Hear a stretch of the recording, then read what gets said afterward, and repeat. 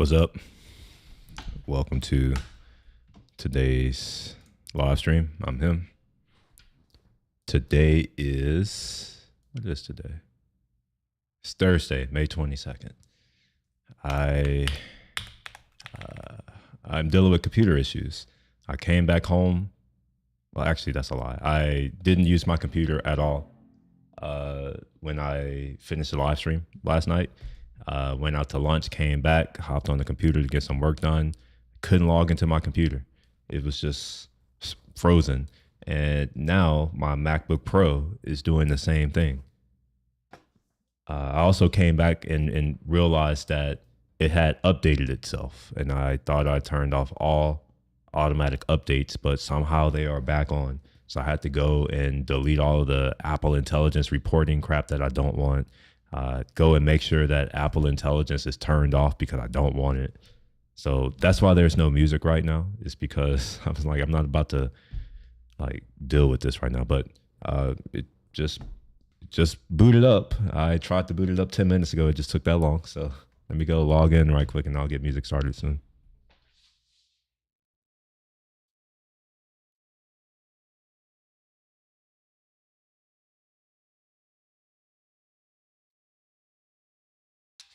Okay. Now I should be able to SSH into my machine and get some music started. I got a fairly full, I don't really have an agenda per se, but I do have a bunch of videos that I'm going to go through. In fact, one of them that I'm going to go through, I'm saving to my watch later right now. Let me go and make sure my stream is live. Oh, and look at that. Apple Intelligence. I've been saying don't update my computer every single day, and hold on, give me a second.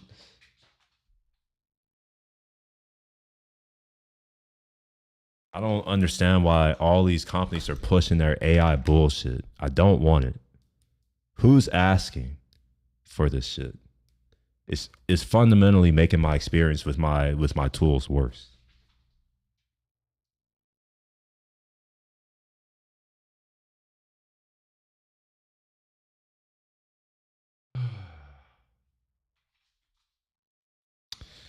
Okay, let me switch to my screen share.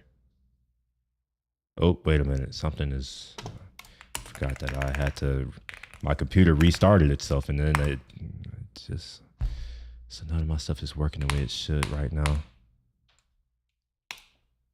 Microsoft Teams is trash. Oh my gosh, it's so bad. I hate this shit.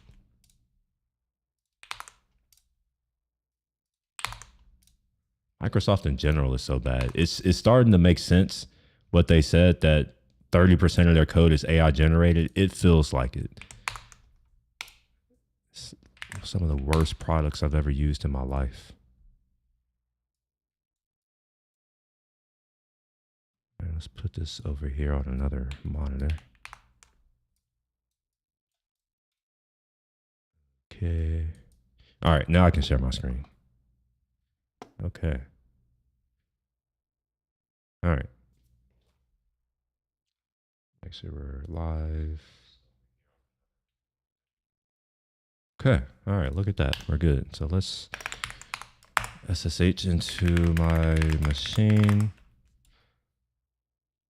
Oh.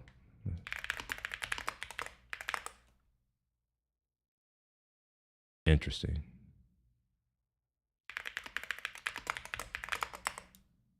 Okay. All right.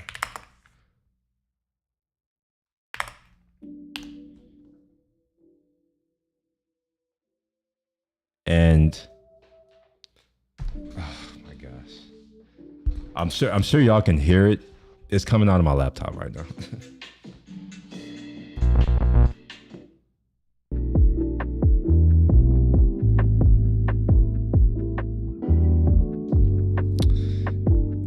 Man, I'm dealing with all these technical issues. Okay. It's almost as if I don't know what I'm doing. This is a bad one today. I don't know what's going on. And now my camera's not focusing. Man, it's just like one issue after another. Like, what the fuck? Man, as I was saying, I have a bunch of content queued up on my watch later list that we're going to be going through today. Some of it is kind of a continuation from yesterday's theme, which was the black fatigue crap that's going around. Oops.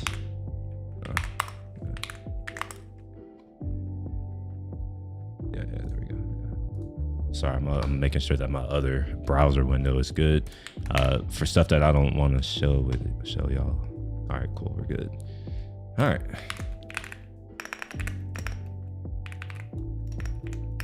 Man, I can't spell for shit today. I can't type. My computer's not working. It's just everything is not going well. Riding the giveaway bike with my dad, terribly gone wrong. Man, I love that color of this Diavolo. Oh my God. It's beautiful. All right, let's go to watch later. I have a lot of clips on my Discord server as well. You can find the link to my Discord. If you go to my channel, there's a link to Linktree, and then there's a link to Discord. I am supposed to put it in the description, but I'm not really gonna promote it like that for right now until things change a little bit. So I've been dumping a shit ton of stuff in here today. So we're just gonna start with the Instagram stuff. You can already see here that I have this right here as well. Let me show you the Instagram stuff. So these are the things right here. Oops. This is my channel specific for these evening, late night streams, or just streams where I don't have any real plans or agendas. So let's go ahead and get started. It's gonna keep asking me to log in, isn't it? Oh yeah, here we go.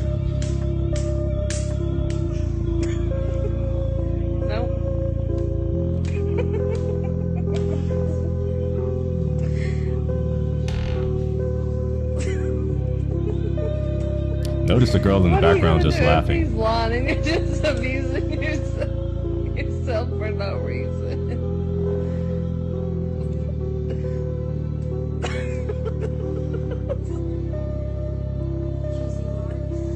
It's red. She asked, "Do you see marks?" See your forehead one more time. What is she doing to herself? I wonder.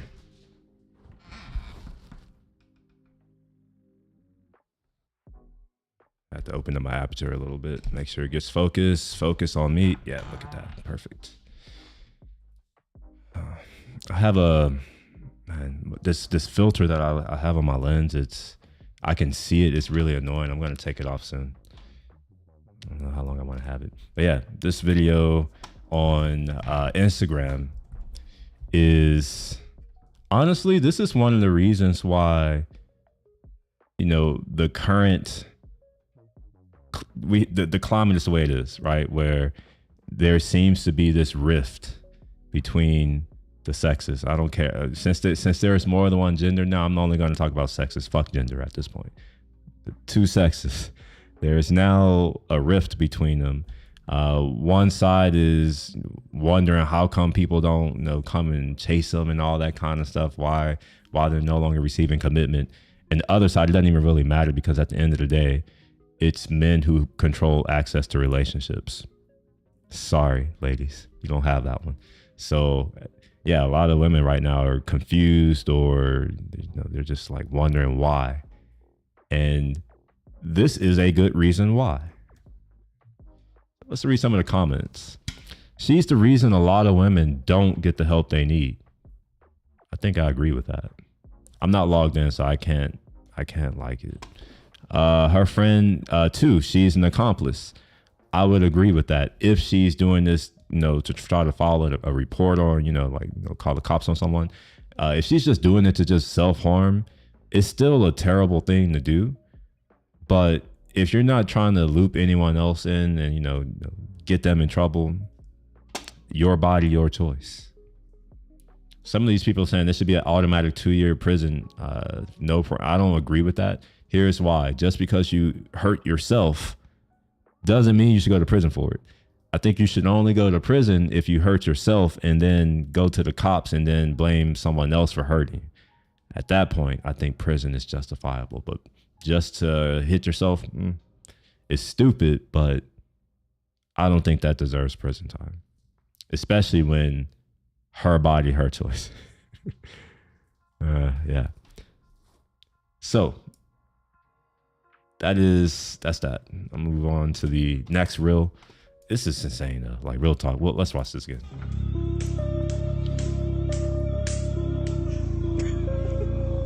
Nope. She said no. Why is she recording this? What are you gonna do if he's lying and you're just abusing yourself for no reason? Is that lady even her friend? She asked, "Do you see Marks as red?" Like, man, that's. I just gotta say that I don't understand their friendships at all.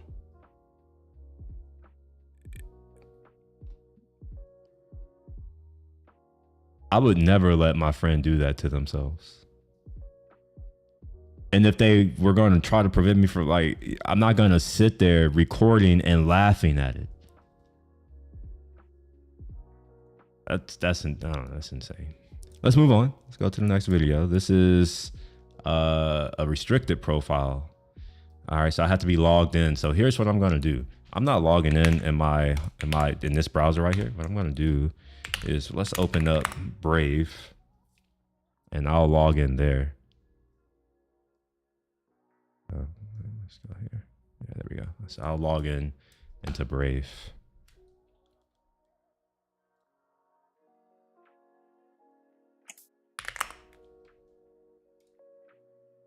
Ah, shit. It's going to be hard to do it. Okay. How do I log into this? Let me turn off my screen share. Let me log into Brave. I'm just going to do it. I got to open up my password manager to do this because I don't have Brave integrated with my password manager, and I never will. Instagram.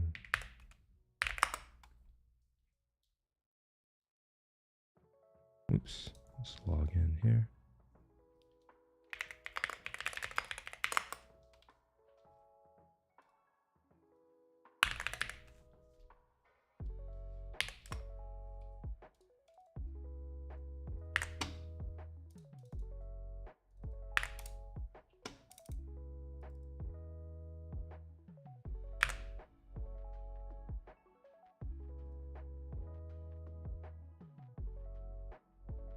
Okay.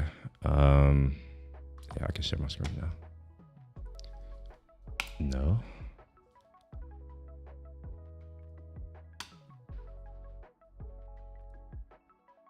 Okay, now I should be able to watch this video.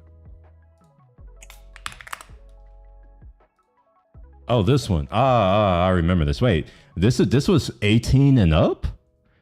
Wow. These platforms are becoming disgusting, to be honest. They've marked this as 18 and up. Sorry, I'm trying to figure out is it this one? App vertical. It should be zooming into the app. Why isn't it zooming in? I'm dealing with technical issues again. Just give me a moment.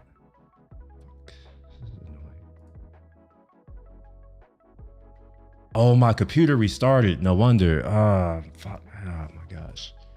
Like, why am I having to do this again? It's because I never saved it.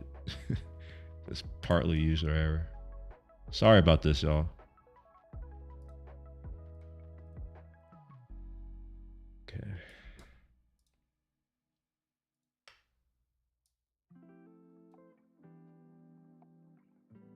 Application. Desktop soon. Wait. The hell?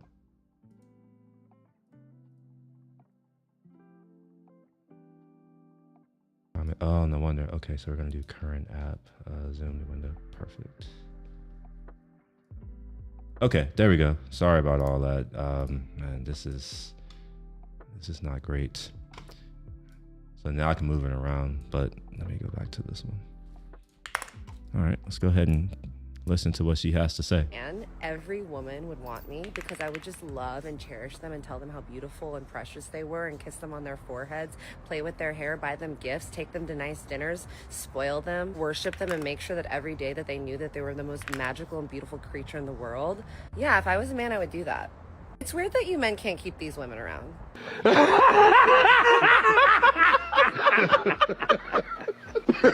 It's always interesting to me what women say that what they would do, but they're women and they don't do that right now. Like, you can do these things now. I'm gonna go out on a limb and say that's all bullshit because I am someone who did that. And well, as you can see, it's just me here and my dog. So I'm going to go out on a limb and say that she's full of shit. But let's listen to it again. Them to nice dinners, we'll look through some of the spoil them, comments, see what they worship them, have and to make say. sure that every day that they knew that they were the most magical and beautiful creature in the world.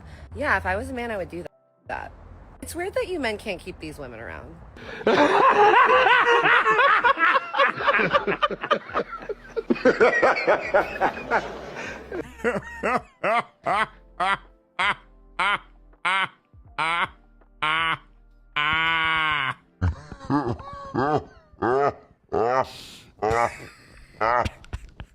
If I was a man, every woman. What y'all think if she was a man? Like, would she really? She would be heartbroken within 3 months of being a man. IDK, he was just too nice. You would be the best friend in the world. That's a good one. All the women would hate you. Close your eyes and listen to this. It sounds like a child with a wish list. That's funny. Who's going to tell her? I don't think she'd listen. You know, she would invalidate the real lived experience of people who've done it. And she'll just be like, oh, that's not true. All right, that's what, yeah. All right, let's go on to the next one. I don't want to spend too much time on these reels, or what are these called? Reels. Is that what they're called? Yeah, I don't want to spend too much time on the Instagram reels because let's be honest, it's not that high quality of content, really. It's just BS. But some of it is funny. Like this one. People aren't ready to have. DEI is not a black thing and you don't need it. Bonnets and do-rags are not fashion accessories. Agreed. Black people can, in fact, be racist. Clarence Thomas is coming to the cookout. Mariah Carey has more hood classics than Whitney Houston. Captain America Brave New World didn't bomb at the box office because the lead is black. It flopped because the nigga they hired is anti-America. Lil Wayne should have headlined the Super Bowl 59 halftime show. Most of what Kanye West is saying isn't wrong. Type 2 diabetes is not hereditary. That's called life choices. Worshipping and summoning our ancestors is in fact demonic. Beyonce is a good artist, but she is overrated. Stop begging white liberals to sit at their table and build your own. Obesity isn't hereditary either. On the scale of world-class entertainers, there's Michael Jackson, and then there's everybody else. I agree. Over-seasoning and 100%. overcooking food, in fact, kills the soul. And speaking of soul food, remember that movie Soul Food? Big Mama, diabetic, gets her leg cut off, ate horribly her whole life, passes away, and then the kids continue the tradition of horrible eating habits. Kamala Harris ain't black. Kendrick Lamar, yet another good artist who is overrated. 22 Grammys. People are confused about that. Uncouth behavior isn't blackness. Enunciating isn't a white thing. And yep, the Central Park Five are still guilty. Conversation. Huh? I mean, I didn't hear any lies. Maybe. I didn't hear any lies. And yeah, like she's not. She's no more black than someone from Africa. Like, let's be real. This is. I love this. Someone put here. It's like, yeah, this is probably a YN. I can see. Look at the hair. Look at the hair. You can tell. I love that some guys like, how dare he think for himself? How dare you? You don't want to do that. You don't want to think for yourself. Can't have that. All right, let's go on to the next one. If I can find it.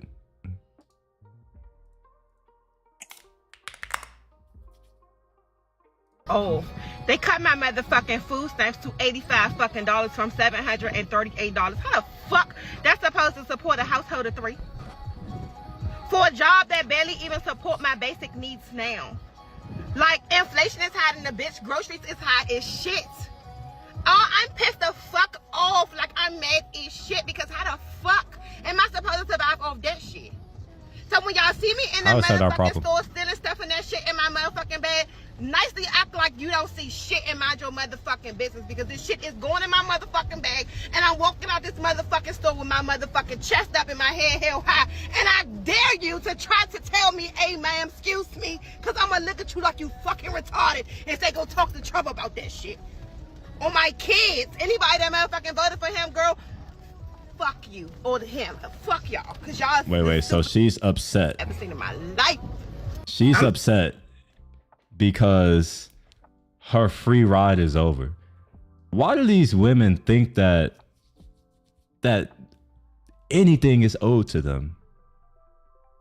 Nothing is owed to you. Nothing at all. Everything that you have is a privilege. But for whatever reason, too many of them assume that it is their right, their birthright, that they deserve it, that they had, like, that someone must do it. This is a problem. And then listen to how she's talking. Like, you know, it's people like this who like demotivate me from wanting to go out and just like make a shit ton of money, because I know that the government's going to take it and give it to her fat ass. I don't like that. Oh wait, I'm sorry. I can't call her a fat ass. I'm sorry. A woman of width. Remember? We're going with that. A woman of width. Let's listen to her again. $8. How the fuck that's supposed to support a household of 3? For a job that barely even support my She's basic getting needs $738 now. a month. Like, inflation is hiding the bitch. Groceries is For high groceries? as shit. That's a I'm lot. pissed the fuck off. Like, I'm mad as shit because how the fuck am I supposed to survive off that shit? Get a fucking So job. when y'all see me in the Get a motherfucking job. store stealing stuff and that shit in You my know? motherfucking bag, Go nicely work. act like you don't see shit and mind your motherfucking business. Like, go work. Or maybe you shouldn't have left your baby daddies. How about that? That's a thought. Maybe your baby daddies could have helped you pay for groceries. Instead, you decided to ruin your children's life, ruin that man's life, and then you expect the state to come in, just swoop in and save your hoe ass. So for what? If you can't take care of your kids, well, maybe the state should take them.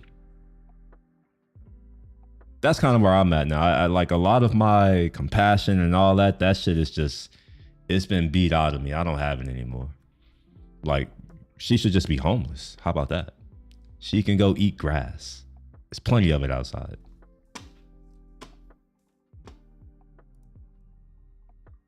Let's go on to the next one. I don't like looking at her. She's ugly. Oh yeah, this is funny. Up again. Okay, here we go. How in the hell did this happen? That's too high. It's too high? Too high. Okay, how's that now? Okay. Okay? You guys, Can this you, isn't working. Cindy, I'm putting this on the internet. No. Yes. People I'm are gonna not. put this on YouTube You're not like, helping. right now. You're not, Jessica. I'm on Jessica's side with this one. okay, all right, you Let ready me for see this? your face. Perfect, perfect. All right, now you're flipped around. You're flipped around, my okay? God. Here's what you're going to do. Do you see your feet? Yeah. If you get your feet right here, and you're going to get your butt to this, Just remember that this should put your head person low can vote. enough She that we can vote. get you out, okay? This person So who feet managed there first. Okay, to both get feet. stuck No, into no a head. dryer No. can Okay, vote. I need you to back up. I'm going to lift up Yeah, your yeah, legs. like let her head come out. No, we can't. Then she won't fit because that's Yeah, the yeah, there you same go. as Let me the see your last head. one. Let me see your head. Like, Okay. dude, you're never doing a dare again. Ladies. This is a dare. That's how this started. Ladies, Yeah, I I don't get it. think you understand that you will be paying for this 911 call, okay? I'm trying to do my job here. Now get your feet back out, ma'am. Wrap them in this towel right here. Ma'am, right here. Very good, okay? I'm going to lift up your legs, and you're going to fall back on your butt, and it will push your head against the back wall. You ready for All right, this? get her out. Okay? Here we Been go. in there for like, seriously, she's been in there. I'm just curious. Why did they need to call the Right here, cops? right Here she here. comes. Okay. Here Like she this. comes, yes. Okay, Yes. so now hang on. I'm going to lift up your legs. Yes. I'm going to rest your butt on that lint trap there, and you should. Then your head will be back far enough Okay. that you'll be able to get out. You ready for Okay, this? ready? Okay, here we go. Yeah, Ready? let's do One, it. Oh two. my gosh, don't hurt her. Don't hurt her. Okay. Look at Hang her. on. Don't hurt her. Don't hurt. Hang What the on. fuck? Hold this towel right here. There you go. Very good. Very good. Yep. Yeah. Okay. Right here. Oh my. Right there. Is your head out of the way now? There she comes. Here she comes. Here she comes. Oh. Away. Okay. Here we go. I'm gonna... We're equal, right? That's what I'm expected to believe. Why did she need to call the cops? Why did she need a man to come and save her? There was a woman behind her filming, laughing and demanding, don't hurt her, don't hurt her. It's like, why didn't you get her out? In this case, it seems like you surely did need a man. I don't think a bear would actually help you out here. I mean, the bear would eat you out. I guess that's what you want, but I don't think you like that for that long. It would probably be pleasant for the first millisecond, and then after that, you'd be screaming in agony. This is just insane. This is insane. Yeah, why did they need to call the police? Couldn't she have done that on her? Yeah, that's my right. Right? My gosh. Oh, yeah, there are a bunch of women. You think they have solutions? Yeah, yes, you do. It's called Call a Man. I kind of want to reply and be like, is it Call a Man? I am going to do it. Oh, wait.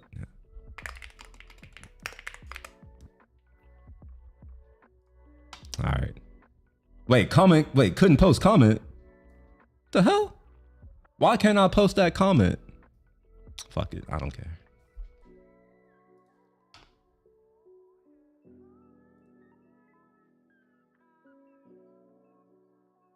Oh, man. I accidentally closed it. My bad. Dang it.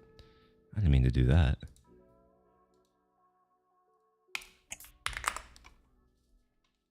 More ratchetness. Look at all the other people here just looking like, what the hell? And look at these ghetto, look at them. It's just embarrassing.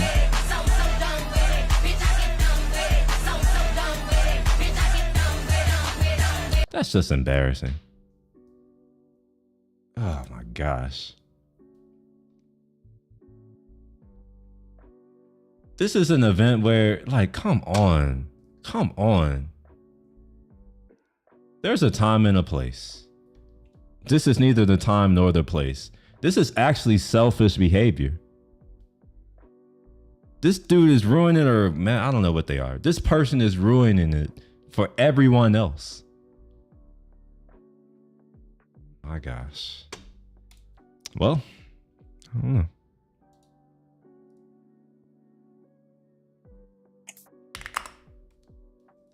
Oh, yeah, this one was funny. A silverback gorilla assaults Chipotle staff for serving her small portions. Just let her make her food. Just get her food, please. Like, damn. Didn't they just build a statue of her?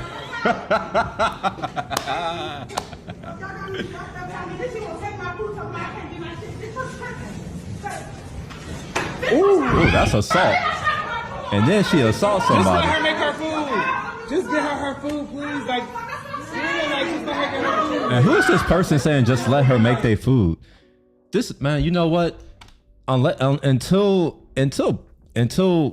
we start holding these people accountable, or if we don't hold these people accountable, it's going to be all of us. This kind of behavior needs to, well, I mean, honestly, we can't do anything about it because, well, in our country, even though we're supposedly equal under the law, they are a protected class of citizens, and that's ironic to me that that we're somehow equal, but not. That's weird to me. So black men can't do shit. I'm gonna go out on a limb and say that white men can't do shit either because of all of the beta men that they raise. I say beta men I'm talking about black women. The beta men that a lot of black women raise are feminine and they're going to come in and do YN type shit. So at this point, I think the only solution is to start putting these people in prison for long periods of time. I don't think that they can be rehabilitated in a short period of time. They need to go to prison. And I don't think that they should go to a prison here. I think they should be sent to the El Salvador prison. At this point, I think that we need harsh consequences in our country. For far too long, you know, we haven't been a country based on the rule of law. It's starting to become lawless, and this type of behavior is indicative of that. She needs to be in prison. Not only is she destroying someone's business, for what it's worth, I know a lot of poor, broke people, they seem to just think that all these businesses around are like they just exist. But Chipotle is a franchise. A franchisee who wants to get involved with Chipotle, they had to put up $250,000, $300,000. This is someone's livelihood, and she's just going in and just making a mess of it. Not only that, these employees have to deal with that. Not only that, she assaults a man. This is insane. Stuff like this needs to... I don't see it really happening in our country because we've become too feminized. And until we are no longer a feminized country, this type of stuff is going to continue. You know, 2 or 3 years ago, I was talking to my female friends about this type of behavior, and I was telling them where it's going to lead to, because I've been to other countries that had went through similar events, and I was telling them, like, these things are going to happen, and you know, in their infinite wisdom, they ain't been nowhere in life, they've never accomplished anything really, and they're like, oh, that won't happen. And I think it is going to happen because hell, look at just in the past 5 years, this gender divide that's happening.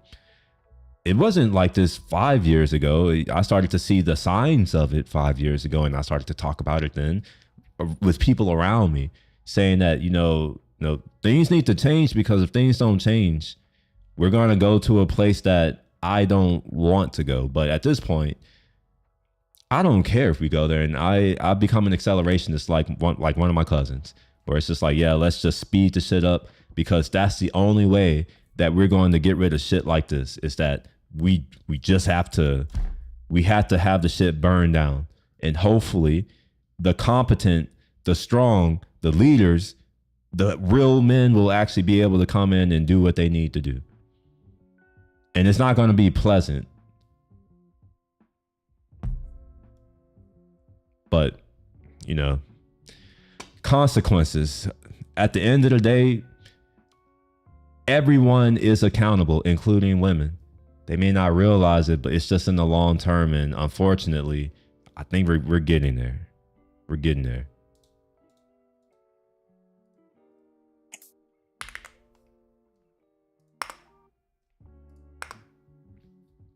Oh, this one was funny. Don't buck. Over there. Wow. Come here. Don't touch me. Stop. That is the slowest running I've ever seen, and she managed to run it. Somebody in the background laughing their ass off.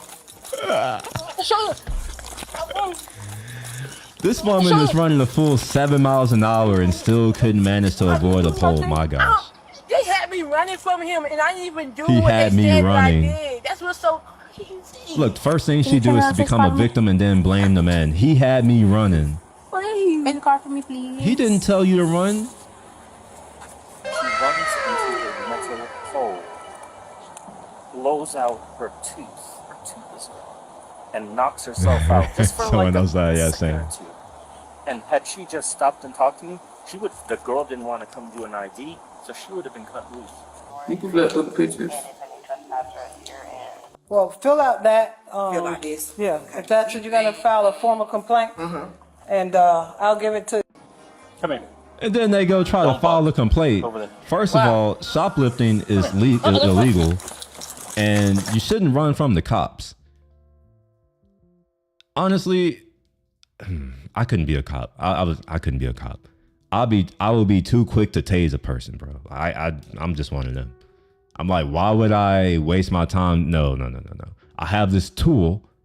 You know, I'm gonna use the tool. Why am I gonna go running after you? Nah, I'm good. Nah, I'm good. All right, let's go to the last one. This is the last one of the Instagram stuff. And but oh yeah, this is the First, 91st all the way to 95th. Phone them great.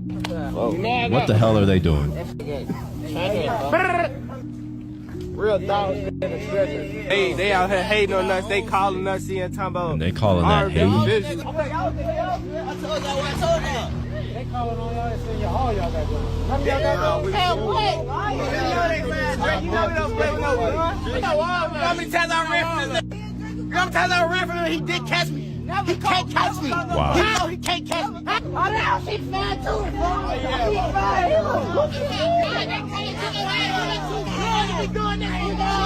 You want to know what's interesting though? It's that they sound like women. They actually sound like it. It's insane. I have another one that I saved for whatever. How do I get to my saved? I don't know how you work Instagram. I'm dumb. Let's see, how do I get to saved? Yeah, there we go. I'm not dumb anymore. I figured it out. Oh, and after hours. Wait, no, after hours. Oh, maybe I didn't save it. Dang it. Yeah, this is something. I don't know what's going on here.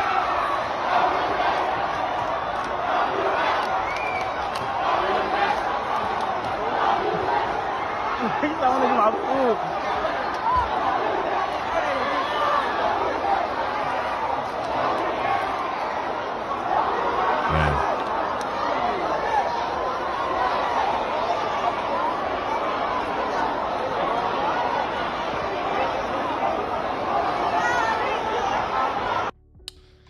14% of the population and 99% of the country's problems. I mean, it's, yeah, man. Did I put it here? Okay, maybe, all right, maybe I didn't. Oh, wait. No, we missed some. We missed some. I see what happened now. I see what happened. Okay, let's.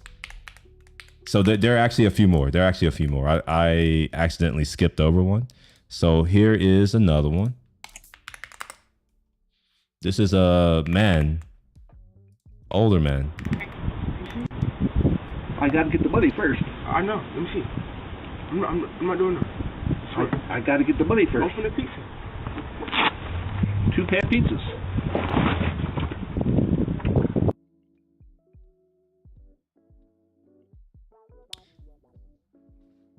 Like, seriously? And look at this. Look at this dude in the background. I gotta get the money first. I know. Let me see. I'm not doing that. Looking in the car, opens the door, takes something out of it, 2-pan pizzas. runs away.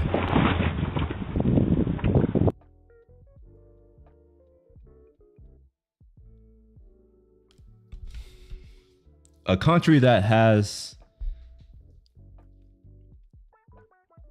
elders that are not respected is a country in deep decline. Why is that? Well, the elders built well, I mean, they didn't technically build everything, but like a lot of the things that we have around us was built by them. And this is how you repay them. That is fucked up. This is an older man. Obviously, like, he has to work. You know, the dude probably, you know, it has a hard life and they're just making it worse. Not only that, the people who paid for this, they're not about to get their pizza. They're going to be pissed off for what it's worth. Domino's is also probably going to have, they're probably just going to make another pizza. It's, you know, to make a pizza is not that expensive, but still, like, this person is probably surviving off of tips. This shit right here makes me sick. I used to deliver pizza. When you're a pizza delivery driver, you don't make that much money. You make $4.25 an hour. You get to expense your like, you get like 50 cents or so per mile that you get to apply to gas. And the rest of your money is made up on tips. So if, you know, if you're not getting tips, you're not really making much money. You could work a whole 5, to 8 hours. Let's say a 5-hour shift. I was part-time, right? So I was doing 5 hours. In that 5 hours, I made like $22 just as my, my income from Domino's. Well, here's the thing. I got to pay tax on that. I got to pay for gas. I got to pay for maintenance on the car. So I need that tip money. And for these people to do that, my gosh, it's pathetic.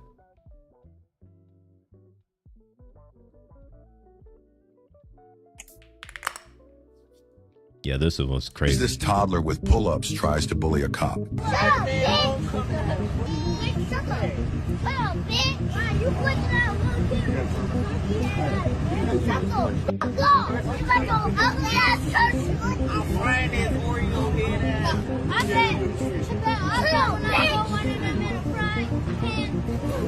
It's what he will turn into in the future that's hard to imagine. Watch as this toddler... I wonder if he's growing up in a single mother household. These are apparently the smartest, the most educated, the most degreed, all our black women who are queens, all that bullshit that they delude themselves with. This is what they raise by themselves. I want to be specific. This is what they raise by themselves.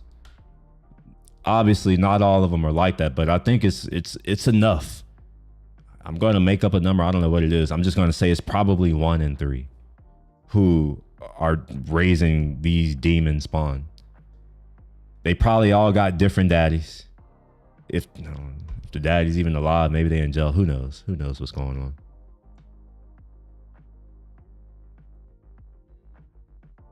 Yeah, so that's it for the Instagram stuff. So let's go ahead and move on to this. So I'm gonna start off. Wait, whoa. Oh, okay, never mind. I'm good. Okay, so we're gonna watch this first. This is I'm a failed Korean man at 36. I am also 36, and in many ways, I also feel like I failed. So I'm curious to see, like why he thinks he failed, because maybe we have something in common. Not easy situation, but I want to change my life.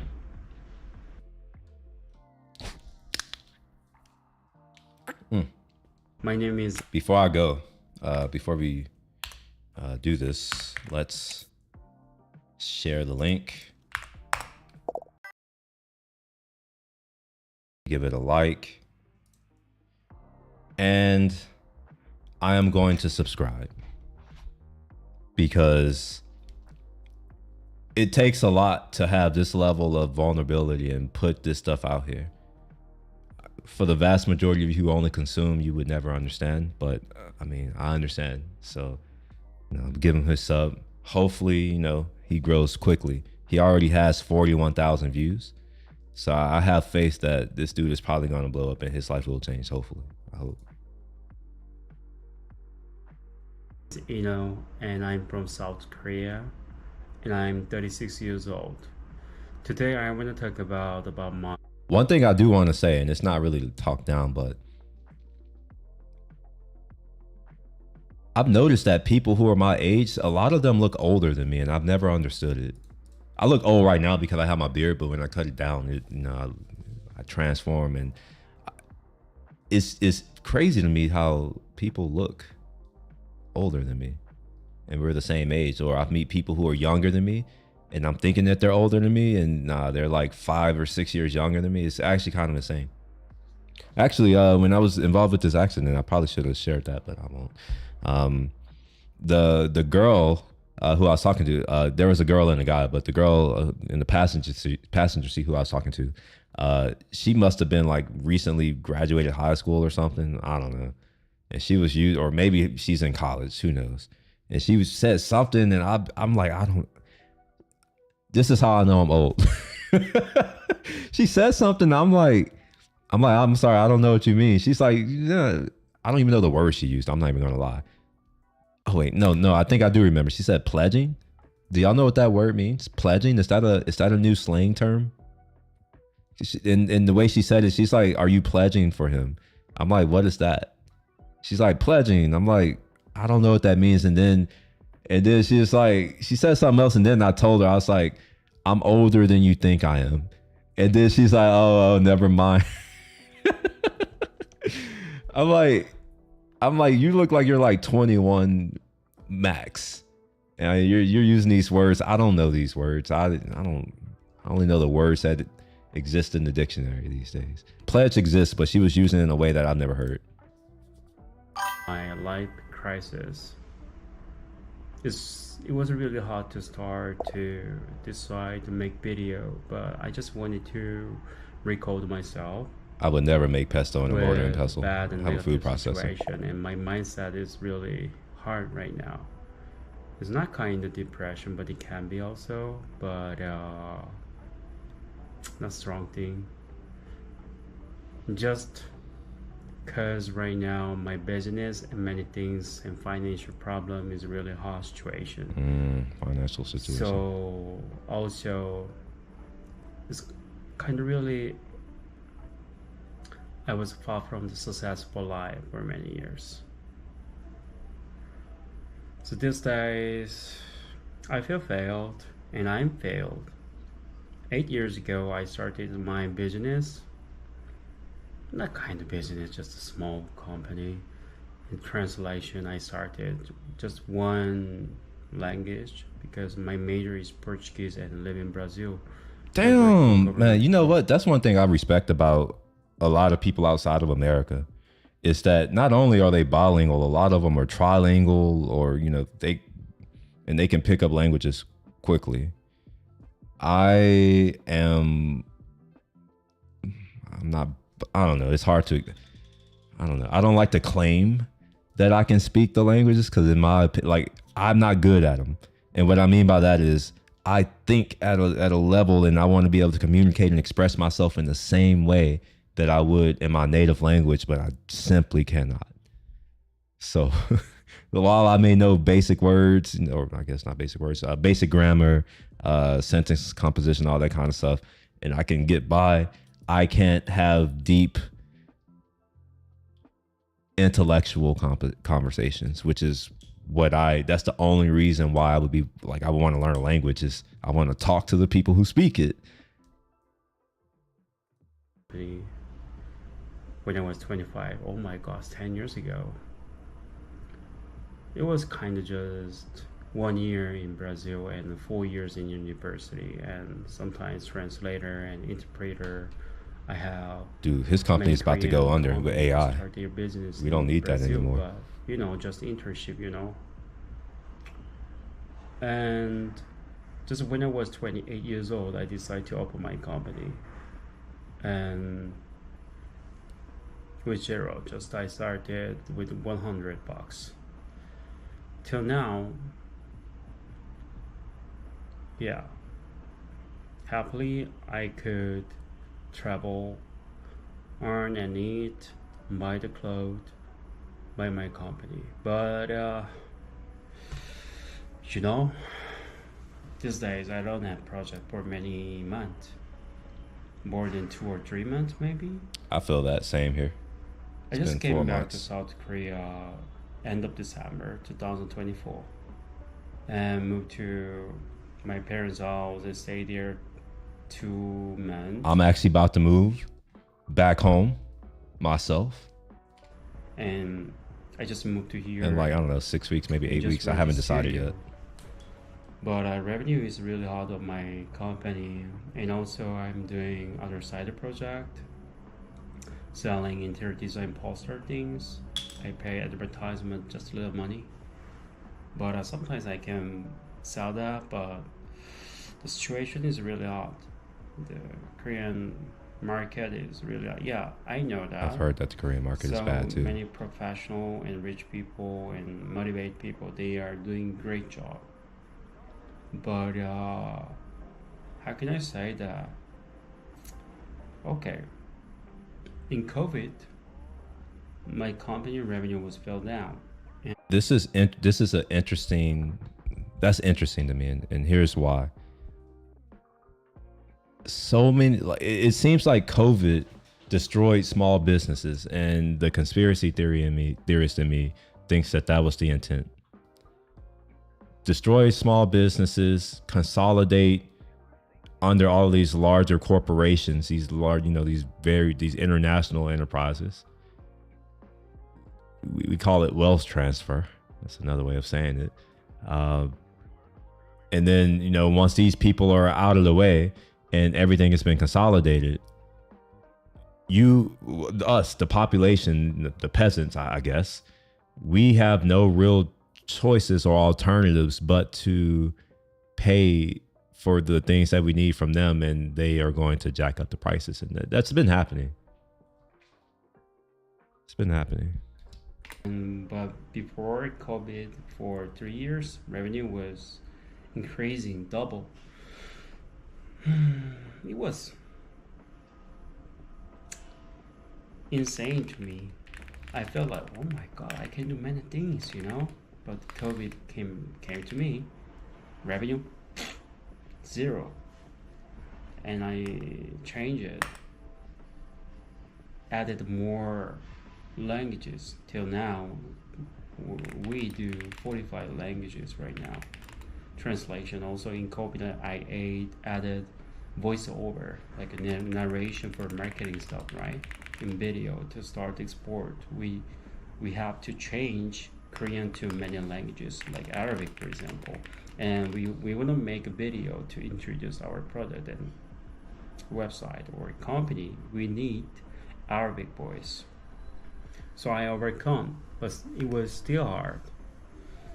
In end of COVID, I broke up with my ex-girlfriend. Fuck, sadly. For many years, I don't have a girlfriend. I feel that too. It's been longer for me. And the difference, I guess, is that I have had, I don't want a relationship with, like, that's the thing. It's weird where maybe some people get there, once you get to a point where it's like, that's you found your person and you're good. Everyone else is like, you're not really interested. So that never really left me. Now, I did have some moments where, like people approached and I'm like, all right. So I did have a few things that lasted, 6 or 7 months. And then I'll just be like, it ain't doing it. It's not doing it for me. And then I'll have to I'll just withdraw completely. So there've been about, 3 other folks who I've, I guess, talked to. I don't know what you consider, because what's crazy is that to them, they may call it like a relationship. They may be like, oh, he was my boyfriend, but I'm not gonna lie. In my mind, I'm like, I don't even want to say it out loud because it's gonna make me seem like a asshole. Like it was nothing to me. Let me just be honest. It was nothing to me. I'm just going through motions. People say, oh, if to move on, you just find someone else. All right, fine. All right. These people show up. All right, sure. Sure. And then it doesn't do it for me. So, the last person I dealt with was, what year is this? 3 years ago? No, or 2? I don't know how many years ago it is now, but I've just completely discounted. So I feel what he's saying. That's tough. How can I say? That was depression time, in COVID. So yeah, and they had the real lockdowns in Korea. Spain, Portugal, Netherlands, Germany, Turkey for 3 months. Oh, he pronounced it correctly. Came back to South Korea, and I realized, oh my God, I want to go to Australia, and I want to be a carpenter. Prepare everything, short course in South Korea, and I traveled to Australia for two weeks as well. Oh my God, that was amazing country. I really wanted to live there. I prepared everything. I've never been to Australia. For my university, 2 years, carpenter school. I paid 1 semester and got a student visa, but sadly, the Australian government changed their immigration law. After graduation, we need to get a graduation visa to stay Australia, but the limit of age was the 50, but they changed it to 35. Oh man. It was last year, so dang, that sucks. Oh, that really 4 sucks. days ago, I got 36 years old. Was my birthday. So yeah, back to Australia. But so immigration law has changes. So after graduation, it's gonna be 36 years old. So that means I cannot get a graduation visa in Australia. So I could quit and cancel everything because there was no reason to go to Australia. But I still want to go to Australia. You know what I mean? If I try to go to Australia 20 something, maybe I'm living there with green card, PR, who knows. And yeah, but life is like that. We cannot do everything what we want. In my life, it was really hard to get what I really want to do. Sorry, what I want, for example, money. Fuck, I want to get a revenue like this. Sometimes it was possible just 2 times in my life, but 2 months. Other month was horrible, always difficult. I was struggling, still struggling, and now I feel that artificial intelligence AI okay, he's is picked it. coming Yeah, back to yeah, translation and voice recorder field. yeah, for sure. It's kind of crisis. Yeah, maybe you can say that. Yeah, you can try to learn AI, Java, and Python, JavaScript, and you can connect your website, the software to API, like that. Oh, no code, ChatGPT, you can do that many But things. what does that make money? Like, also, that's the thing. All the people saying you can do X, Y, or Z, they're not making money either. So, like, what do you mean you can do? Who's making money doing those things other than startups? You know, I know that, but for many years I just chases the money, or I lived for other people's eyes. I'm not sure you can understand what I meant. I believe I lived for myself, but sometimes it was not. Sometimes for my parents also. And always my parents say that, hey, you can do what you want. But sometimes when I try to talk about my way and direction to my mom, sorry mom, I don't know, her perspective is different. Sometimes it's really hard. Let's talk about later. I love my mom. I love my parents, and they support me a lot, but sometimes it's really sad and frustrated because I didn't give any good success to prove myself for my parents. Yeah, maybe still I want to prove myself by the parents, but I didn't get that many compliments in my life maybe. So I wanted to get that, but it was not sufficient always. That means that we need to live for ourselves, right? So now I'm in crisis. So what can I do? I'm thinking for myself these days. I want to change my career, but doing more business in South Korea, it's kind of very competitive. I really love to cook, make some bake, and also make content. I love cooking too. And you know what? Some people have said I should do a restaurant, and you know, I was talking about doing a food truck at some point, but I don't know. Restaurants are the margins. I don't know. It's also having to deal with people. I don't know if I actually want to be the one operating. So it can be a good option, like a K-food influencer, or just try to learn to cook, get money, and try to open Korean restaurant in other country, or a franchise can be a good option too. And also I really like muscle workout. Sorry.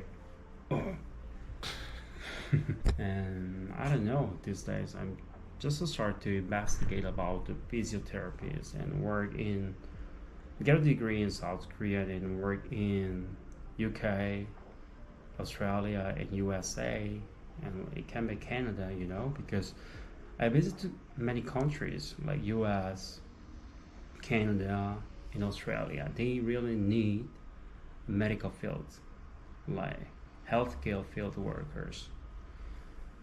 But fun fact, not everyone who works in the health field makes a lot of money. There are a lot of like, I don't know if they're nurses or what they are, but they make minimum wage, like $9-10 an hour. I don't think they're nurses, but there's some other type of folks who they don't really make that much. I don't know. I have a feeling that we're going to see health services deteriorate in our country as well. The two option can be a long way. It is not easy. And also change my career, because I felt strongly, because I'm doing my business in this field, translation and voice record. It's really hard. The situation is crazy. Failed.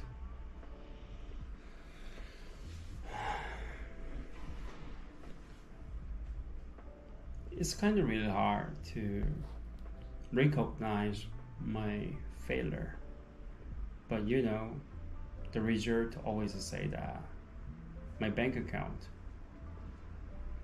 I don't have debt, but sometimes debt is good too, right? Mortgage to buy the house, but sorry, I didn't have the ability to buy my house. Travel a lot, waste my money and time. Yeah, also I don't think traveling is wasting the money and time. I think that travel is one of the few things that actually enriches your life. It makes you wealthier, but it's not in a financial way. It broadens your perspective. It gives you more to draw from, which, you know, when you're faced with problems, having a more diverse set of things to draw from makes you more valuable, and you can do more things. It's indirect, but I am a firm believer that travel enriches you. I didn't always think that way, but that was before I started traveling. And, you know, now at this point in my life, I've been to 53 countries. And I've been to rich countries, to poor countries. Well, obviously America's the richest, but you know what I mean, like richer countries, poor countries, as well as very, very, very poor countries. And having those experiences is part of the reason why I am who I am today. I can keep things in perspective. For instance, I was laid off in January. I wasn't prepared to be laid off. I was planning to make an exit in December. Earliest would be July. And what I mean by that is I was already planning to leave. I'm not even gonna lie. I was planning to leave. And I was just like, I just want to save an additional $50,000. And then I'm going to leave and I'm going to go travel a little bit more for like a year, take another year off or something like that.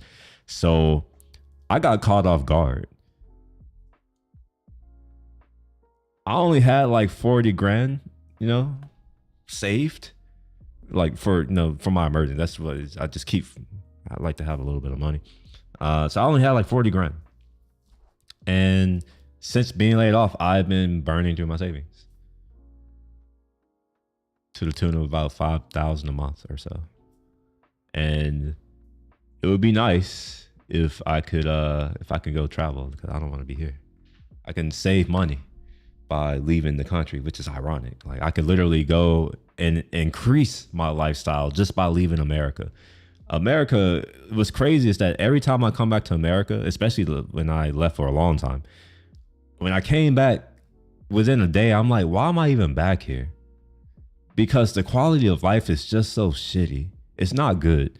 And I'm saying this as someone who has like, I'm not doing that bad, but it's only great if you have like $10 million plus liquid.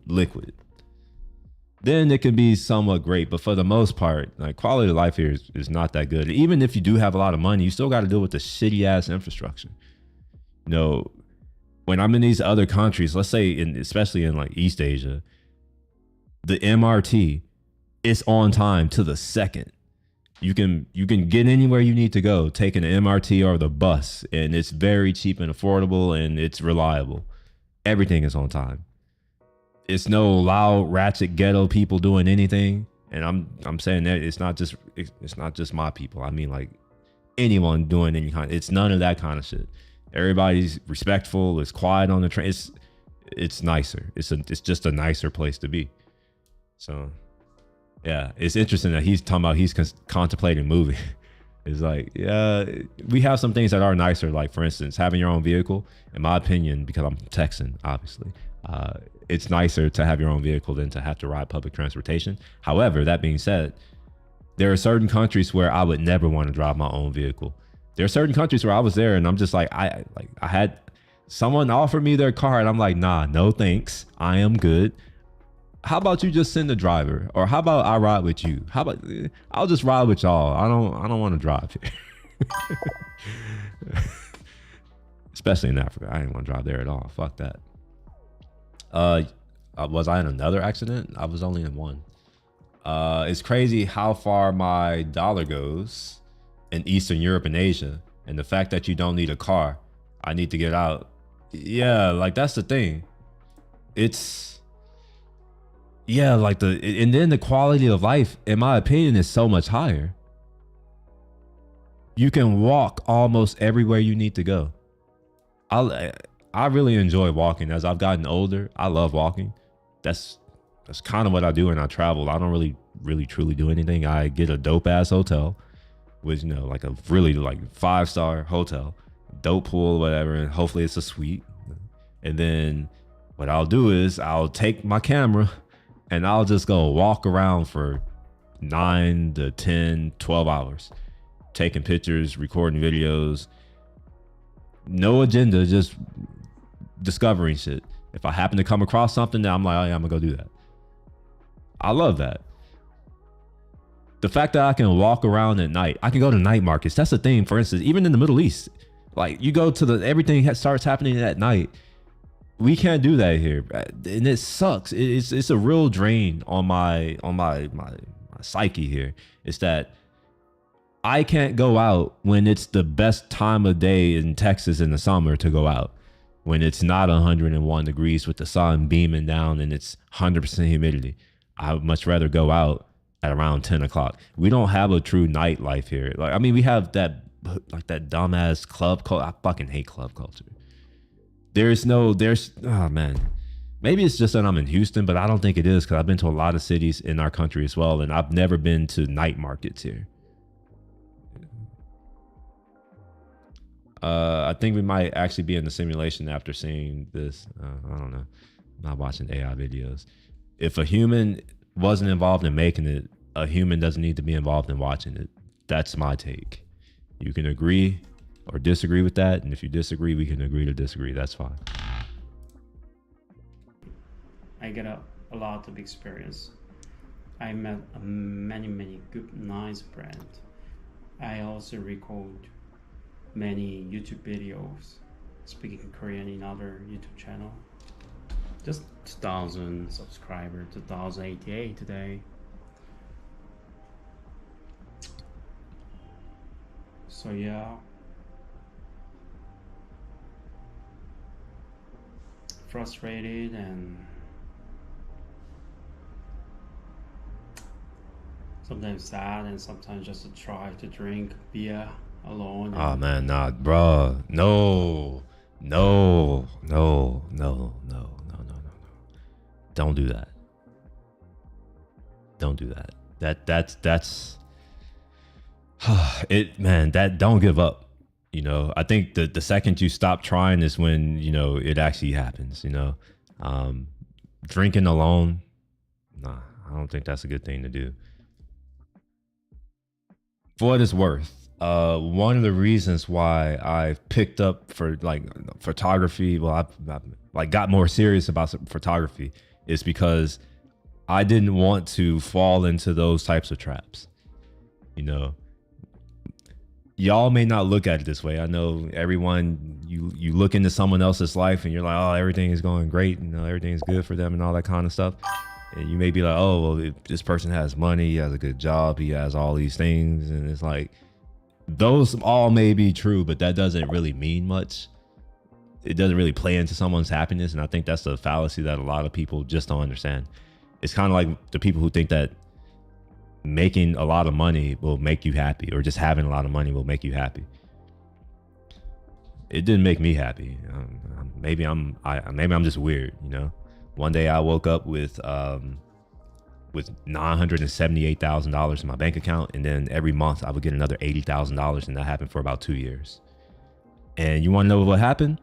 The first thing I noticed was that my grandpa didn't come back. He's still in the grave. The second thing I noticed is that my fiance is she's not here. She didn't come back. She is in Singapore. The third thing I noticed is that nothing really changed in the world, really. It's not like, oh, well, you have money, things are going, it's no, like, the treatment is the same. Actually, the treatment is different. Like, that's the one thing that spun me for a loop. When all of a sudden, people want to give me money or give me things for free or send me to places for free or like all these things. And it's just like, oh, why am I giving this? Oh, you're just like, and it kind of made me feel kind of pissed off because I remember when I was broke and struggling and I needed certain things and yeah, couldn't get shit. However, as soon as I get to the point where I don't need anything, it's like, oh, here, we want to give you these things. And it was weird. Anyway, all that to say, you shouldn't do what he's talking about. Like, please don't like go drinking alone. Like there's nothing good that can come from that. Nothing good. You're not going to grow from it. You're not going to get any new skills from it. I mean, it's going to ruin your health. Like if you like working out, that's what I would go work out harder. Like just go get in the best shape that you can. If that's the only thing you can do, at least you will feel good about yourself. I think I might, what's this dude talking about? He feels like he's failed. He says, I'm a failed Korean man at 36. You may not understand because you're not there yet, but give it 16 to 20 years and you may understand it. Because I'm in the same boat. Like, I also feel like I failed. I'm not Korean. I'm a black man. I'm 36. But I'm 36 too, but I feel like I failed. And it has everything to do with not accomplishing the things that I wanted to accomplish in my 20s. And still not having accomplished those things. If I'm being honest, if everything could have went according to my plan, which, you know, there's this saying that the second you make a plan, God laughs. Anyway, my plan, if everything would have went along according to my plan, erase the financial shit because that doesn't matter. I would be married by 28.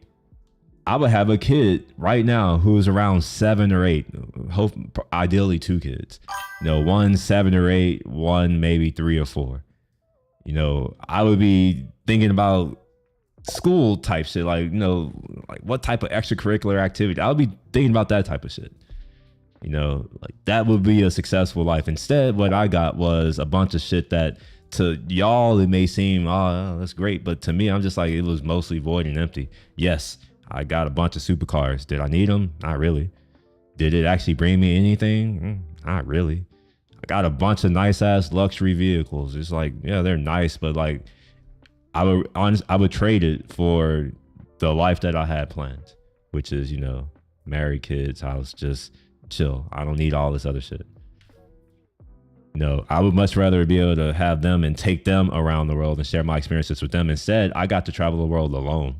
So that's why I'm like, I feel the same. It's different, you know. This is why I say that I don't think money really matters. It's like, what are your goals? And it sounds like that's the case for him too. He had this idea where he wanted to go. It didn't pan out, and now he's where he's at, and you know, he's looking back, reflecting, wondering what went wrong. I understand that. I get it. Where was you working when you was making that much? It doesn't matter. What did you want to accomplish in your 20s? I said it. I wanted to get married and have children. That's it. Well, yeah, that's what I said. I'm like, to y'all outside looking in, but how can I seem successful? You don't know what the hell my goals are. Like, success isn't defined by what you say or what you see or what you want. It's defined by what I want. It's not, you know, you can't say, oh, well, because that person has these things, he's successful. You can't do that. You know?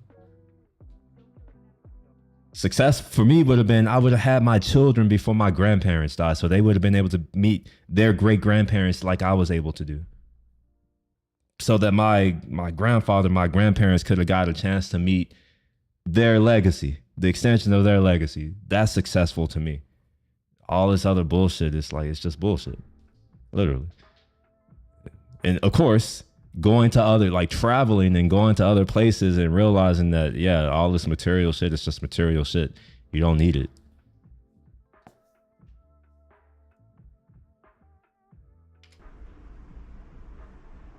I feel lonely. So that's the one thing I don't have. Like, I don't have a feeling of loneliness.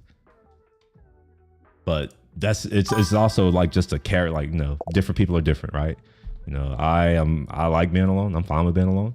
You know, even though I've always been in environments with other people, when I was younger, I felt alone in the sense that I understood things or I saw things that no one else could. So it's like, yeah, I'm around these people, but it's like, it's kind of like,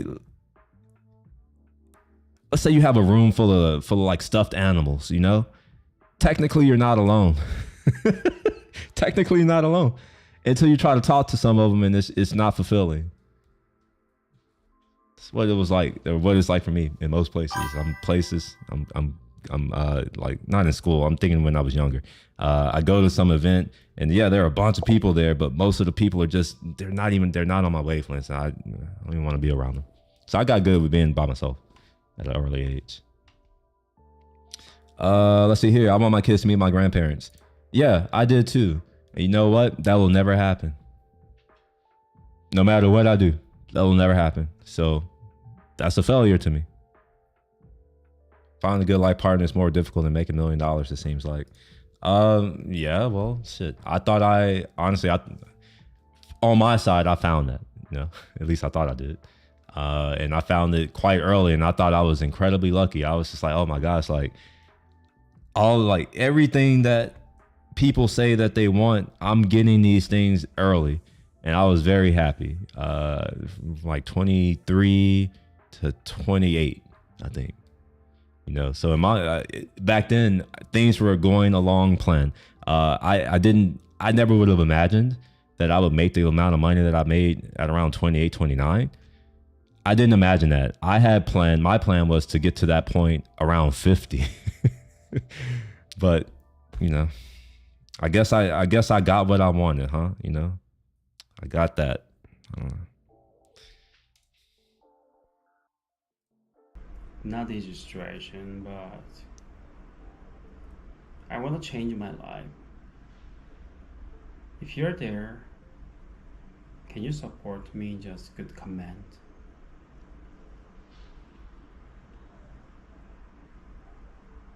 If you're a bad situation like me, I cannot tell you that, hey man, cheer on, you can do everything, you know? Because I know that I can feel that you also spend a really hard time, like me, in different way. It's kind of burning out. I felt I already recharged my battery. You know, I have battery here. But still, I want to recharge maybe.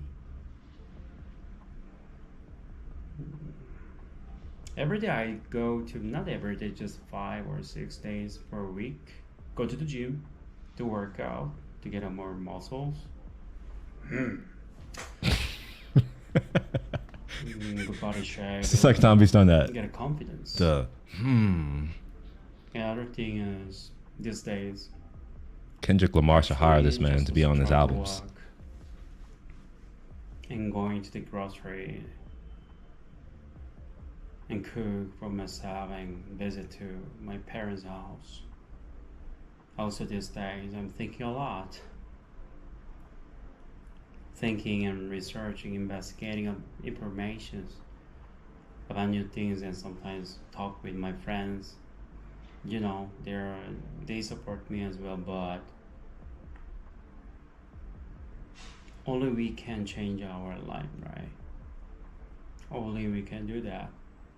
When I was a teenager and 20 years old, 25, 36 years old is kind of really good age, and oh my god, maybe I will get a good car, nice house, nice people around me, good bank account. Only I can do is just live. Yeah, that's the thing is right that now. like a lot of times, especially when you're in college or high school, you get these ideas, these fantasies, you think that life is easy. And then you get out there, because I'm going to be honest, your primary, secondary, and tertiary education do not prepare you for real life. None of them actually tell you that it's going to be incredibly hard and that, you know, like what you're learning doesn't really matter. No, none of them are going to tell you that. You get out there and you have to figure that out on your own. Now, you know, some people are more fortunate than others.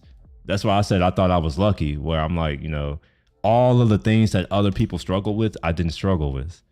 You know, I graduated. I had a job while I was in college, and I had a job before I even graduated. So when I graduated, the next week on a Monday, I'm on a plane to Washington, D.C. to start my new job. Right. So that, and then I have my girlfriend who I'm like, this is actually, and it was special to me because like we go to the same school. That's great.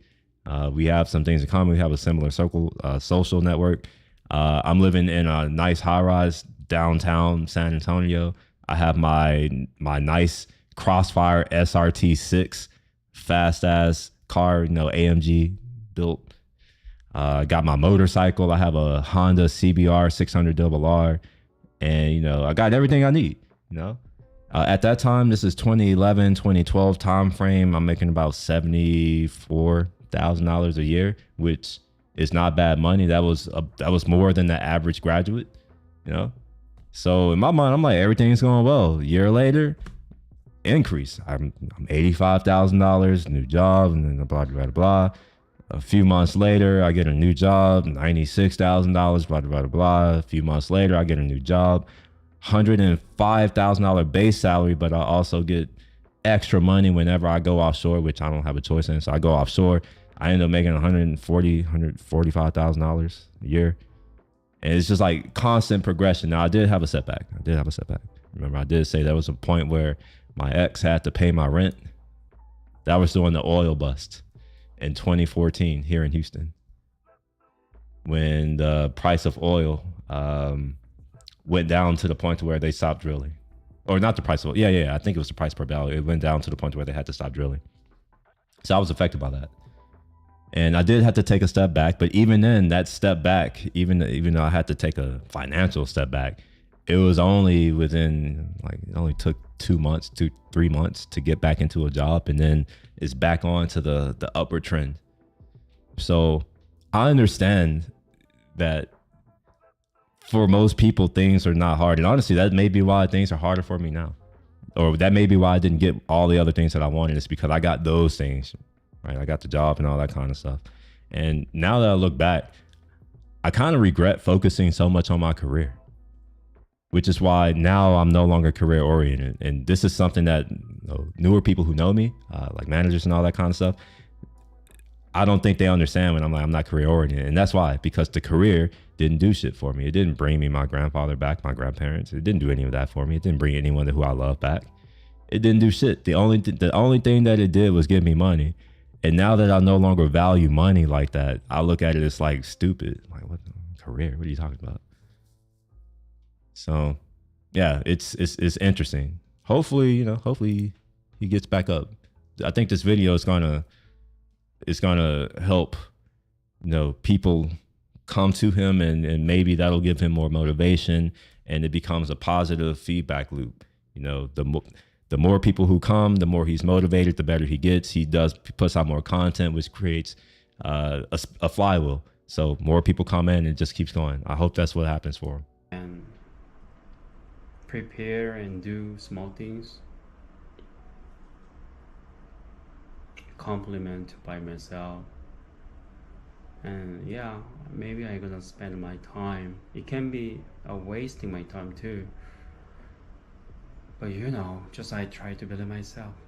Hey man, yeah, fuck, you're wasting your time and you got a failure. You gotta fail, You're not rich, you don't have money. So what? Get a job. Your business art, okay, your ability is not good. You need more knowledge. You wanna learn more things, going to the school and get a course.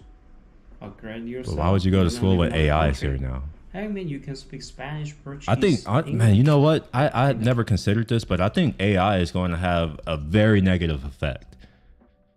Because if people start to realize that they can't earn a living from picking up skills because AI can just do it, what are they going to do? They're probably not going to invest money to go to school to invest in building these new skills or acquiring these new skills that aren't that valuable. And when that happens, long term, we have a less educated, less capable, competent populace, meaning that we can't produce things that we need, meaning that our overall, for the society, our quality of life will go down, and we will be outcompeted by nations who don't have that problem. Notice how AI is being forced on us here in America. I doubt it's being forced on anyone else in any other country. It's just us, most likely. But I don't know, maybe, hopefully my audience will grow more international, and I can start to know, because that's actually one of the goals I have for this channel. I don't want to have a local audience of just Americans. I want to have an audience that is similar to my friend circle and my network.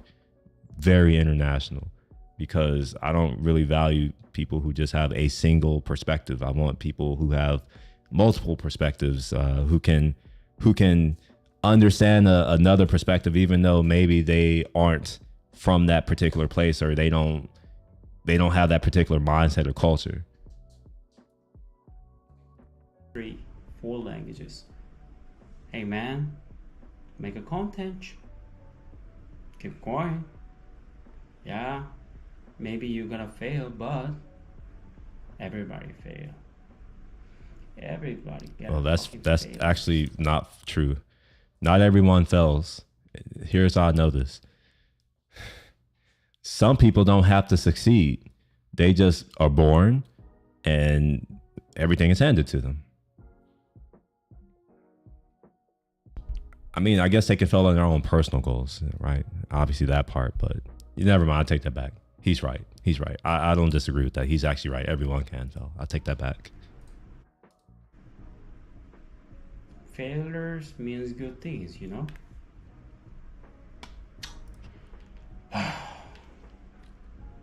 Yeah, good things. I think failure is only good when you can integrate the lessons, which implies that you learned the lessons. But you still have to integrate it. I think that's the only situation in which failure is a good thing. Outside of that, I don't think that failure is ever a good thing. So that kind of means that it's kind of person dependent and mindset dependent.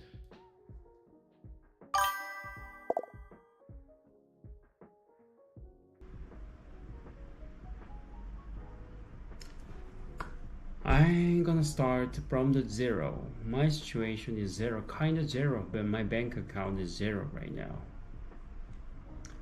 Just have money to pay for my rent and eating food. That's not zero. That's not zero. That's actually good. That means that, you know, he was financially responsible. That's the kind of situation I'm in. I'm like, I mostly just have money for rent, and my fixed expenses are kind of fixed. You know, like my car, which is stupidly expensive. It's a Tesla. It's not even a nice car. It's just a Tesla. And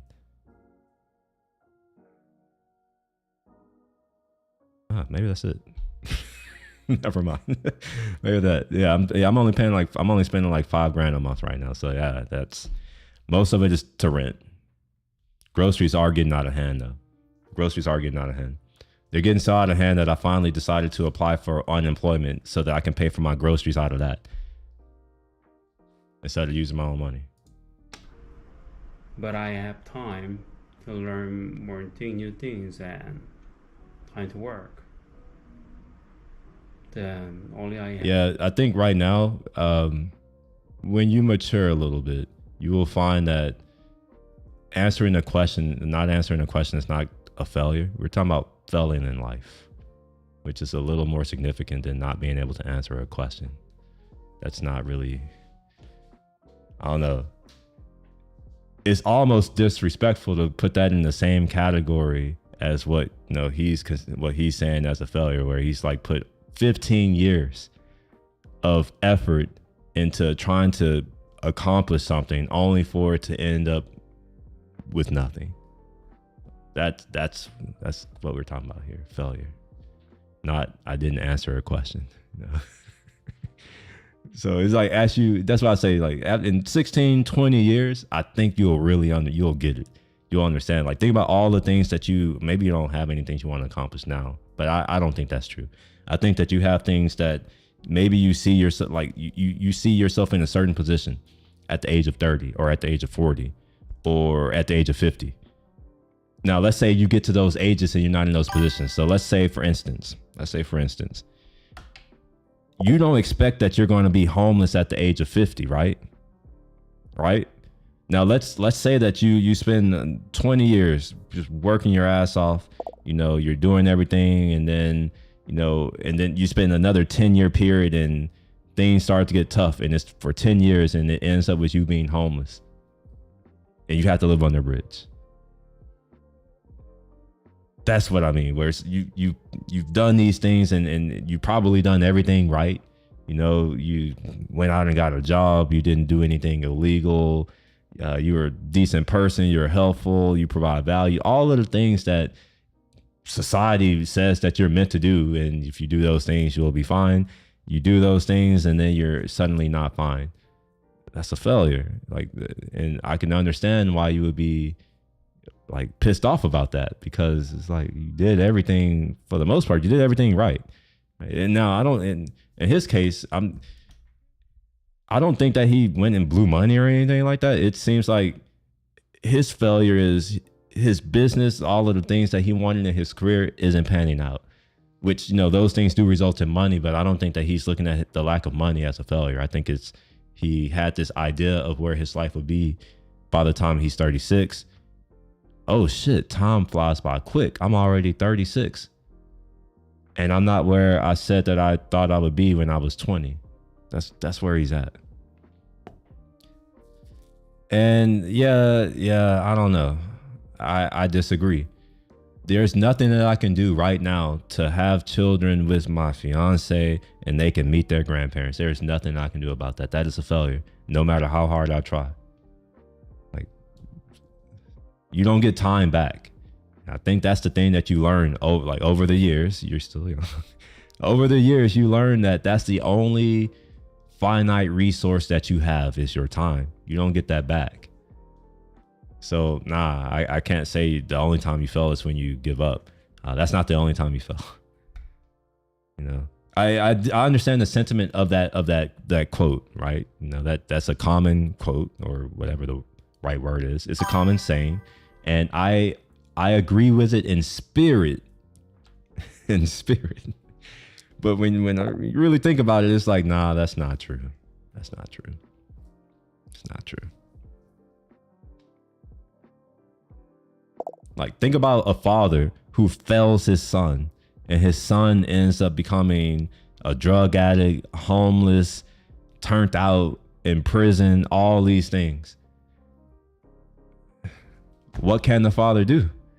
The only thing he can look back at is the however many years that he spent around his son as he was growing up and trying to teach him the way. And that's the only thing he has. So yeah, you don't get that back. It's not like, oh, I'm gonna give up. Now I felt this, the dude is gone. He's a grown man now. He's doing the things. He's done the things. It's out of your hands at that point. Have to do, I can do is making a decision and just do that. Yeah, thank you, bro and sister. All right, that was good, and honestly, I'm glad that he put this out. And looking at the response from people, I think that this is, man, I wish that more people would have subscribed. He has 41,000 views with only 1.53 thousand subscribers. Oh, never mind. Actually, oh shit. Nah, he's doing better than me. And he's put out what, 1, 2, 3, 4 videos. And he's gotten, oh, it says right here, I feel dumb now. Yeah, this dude is gonna grow. And I'm looking forward to it. I subscribe to him because I wanna see the growth. It'll be inspiring to me. I think, oh my bad, I still have this other comment up. I think it's a valuable lesson though. Family is the most important thing. It's most important. To an extent, I don't know, it's a lot of things. I don't like, when it comes to actual life, I don't like to say that something is the most important. I don't really think that there's a ranking. I think that life is multifaceted. We have various needs. To say that one is the most important, other than things that we need for our survival.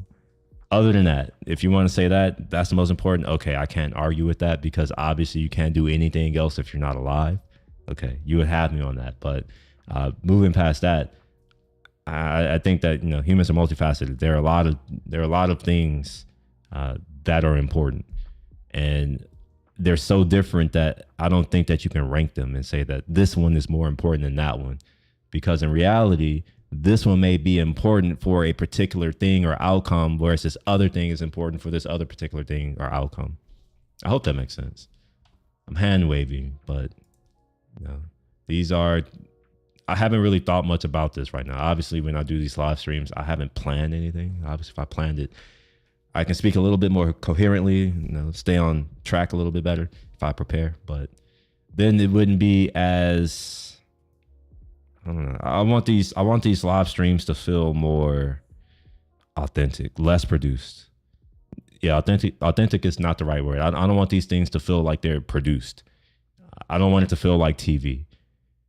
I want this to feel like something that didn't exist in the past. When I was growing up, when I was a kid, there was no way in hell that I could be sitting at my TV. I don't know where y'all are, but I have a TV, and sometimes I watch live streams on my TV. I can be at my TV watching this dude talk about something, and then at any point in time, I can kind of direct or influence the direction of where things go. When I was a kid, I never would have imagined in my life that I would be able to do that. I can see someone on TV and talk to them and engage with them. This live streaming thing, the reason why I continue to do it, and I will continue to push through, even though I don't really get the viewership that I like, is that I believe so strongly in this new media or this new format. I think that this could be the way of the future, because we often go through periods of centralization and then decentralization. It's an ebb and flow. And I have a feeling that we're maybe on the cusp of decentralization, not for everything, but for some things, because a lot of Americans don't trust mainstream media. And it's not just Americans, it's people outside of America in their countries. They don't trust their media, the mainstream media. It's this centralized authority. They like to think they're authority, and they just put out information, and they tell you have to believe it. Don't believe your lying eyes and ears. Right. And I think a lot of people are sick of that. And I think a lot of people have their own thoughts and their own opinions, and they would like to share those things and, you know, to have a platform in which to do that. And that's kind of what these live streams are. Now, obviously what I'm doing here isn't that big yet, but you never know. You never know. Maybe it'll go somewhere. Maybe it won't. If it doesn't, that's fine. I've still met enough people here, you know, for instance, like Cruz here. I appreciate your presence. I'm not gonna lie. Casual Economist when he's here. For what it's worth, I should go like wish him some, especially if you're in the Discord. Please go give some good wishes to Casual Economist. I think he needs it right now. And even if he doesn't need it, just, you know, I think it would be nice to do.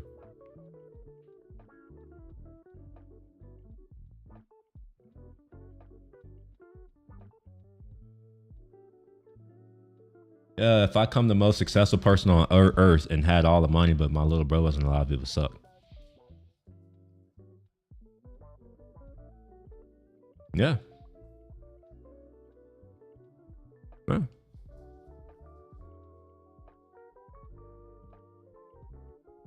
And I can understand that. Or my dad or mom, yeah. Agreed. I get it. I went through it. That's why. That's part of the reason why I like who I am today.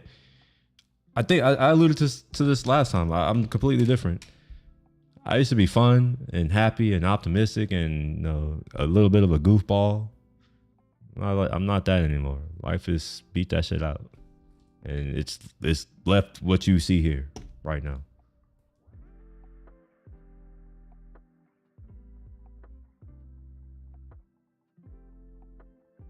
All right, let's go on to the next clip or next video. For the word, there's no theme today. I want to make that clear.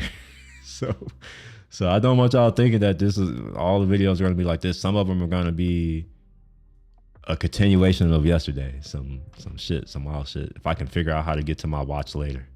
There we go.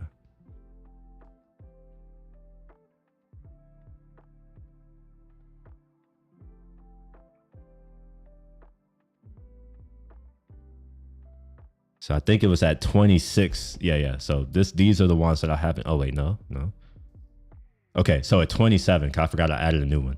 So this is concerts aren't fun anymore unless you're rich.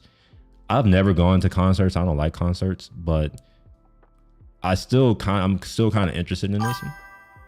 Yo, what's up, Yanni? How you doing? Gen Z refuses to work hard. Sports betting is ruining basketball. Let's go here first. We'll do this. Magical time, full of change. Oh! Before I full screen it, let me go ahead and give him his like, and then I'm gonna share it. And if y'all end up liking this video, did I share the last video by any chance? Did I share the last video?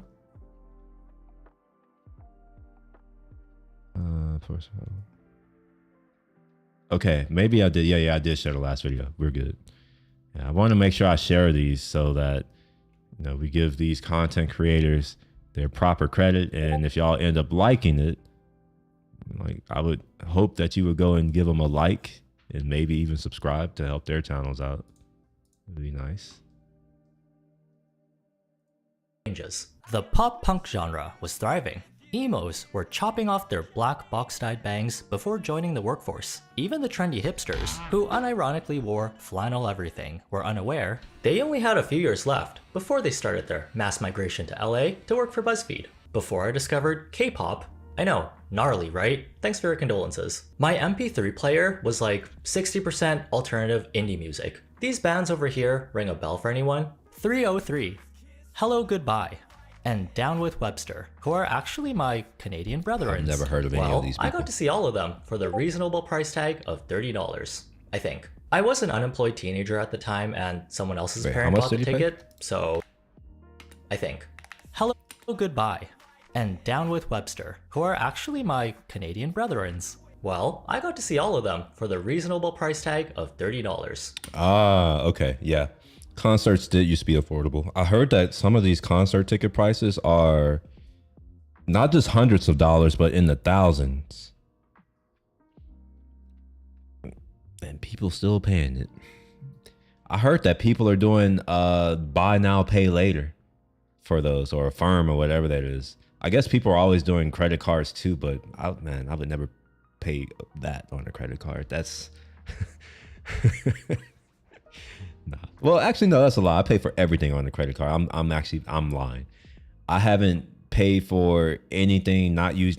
99.99% of all of my purchases for the past 10 years are exclusively on credit cards. There is even even my rent. I have that Built card, so technically they give you like a ACH account or whatever, but even that's technically on my credit card. And what I do is every month I just pay that off. And the reason why I said I want one layer of abstraction between me, the vendors, and my money. You know, if something happens and that credit card number leaks, that's not my money. I don't give a shit. It's just not my money. So yeah, that's why I do it. I don't even carry my debit card. I keep my debit card in the safe. I don't use it. My debit card is with my passport and other documents that I need it sometimes, but I don't really need it. Stays there. Or all the debit cards for you. Oh yeah. I think. I was an unemployed teenager at the time and someone else's parent bought the ticket, so could be misinformation. But the experience, man, I went to concerts as a kid, but they were my family members' concerts. So they would know, and that's the reason why I went. It's because I was a kid, so obviously I didn't have a choice. So like, that's why I went. Oh, we have to go do this and this and this for us. So I'm not gonna say names. It's for so and so and them, and I'm like, all right, well, I didn't say all right. It was just like we're about to go. I'm like, okay, I just have to get in the car. It's fine. So yes, I went to. I went to those when I was a kid, and I hated it then. I never wanted to be there. And yeah.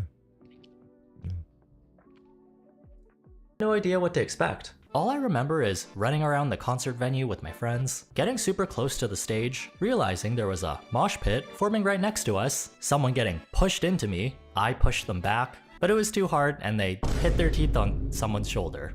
I felt bad, sure, but I had to run, because they were gonna tell on me. At the time, the only dance moves I knew were jumping up and down, flailing my arms around, and whatever 50 hours of Dance Dance Revolution taught me. Back in the day, we were cringe, but we were free. And not a single drop of alcohol was consumed. The way I was able to go all night, you'd think I was drinking Gamer Subs, the energy drink alternative with the cool anime themed artwork. When checking out their variety of flavors, you'll I'm pretty sure soccer games are, maybe they're not expensive yet, but you know, if you like soccer, you might want to go sooner than later. We have a soccer team here, Yanni. They're called the Houston Dynamo. So if you want to go, it might be the best time before ticket prices go up to hundreds of dollars. Because that's the only guarantee that we're going to have in our country. That's one thing I've come to realize in my years here. The only thing that is going to happen in our country is prices will go up. That's the only guarantee. Price go up. Notice each place too, like 10% off your entire order. Perfect time to stock up. Am I a Gamer Subs fan? Pull up in the Sri Lanka about randomly getting posted online or photobombing an influencer's photo shoot. Is it just me, or does it feel kinda awkward vibing out at a concert nowadays? It could be the ADHD in my brain, which I just also they're in too large of a venue. When there's loud music playing, I have to move my body in some way, whether it's bobbing my head up and down or slapping spoons on my knee. I don't think I could sit for 2 hours straight, stone-faced with my arms crossed, or on my phone filming the entire thing for content. Sure, everyone's got different ways they want to enjoy Is that all they're doing? They just have their phone up? We're all just one cringe dance move away from being posted online and being made fun of for views. Getting to listen to your favorite artist in a live setting with a hyped up crowd who aren't on their phones all night is an S-tier human experience. Some people go to concerts. No, I didn't even consider that, because I don't go to concerts. I didn't consider that. That you go to a concert and instead of people being present in the moment, listening to music, doing whatever whatever they do at concerts, instead they all have their phones out and are recording. And they're just sitting there, and it's like, man, it seems like the quality of life that we had it was much higher than it is today. Now that I'm starting to think about it, I'm starting to realize like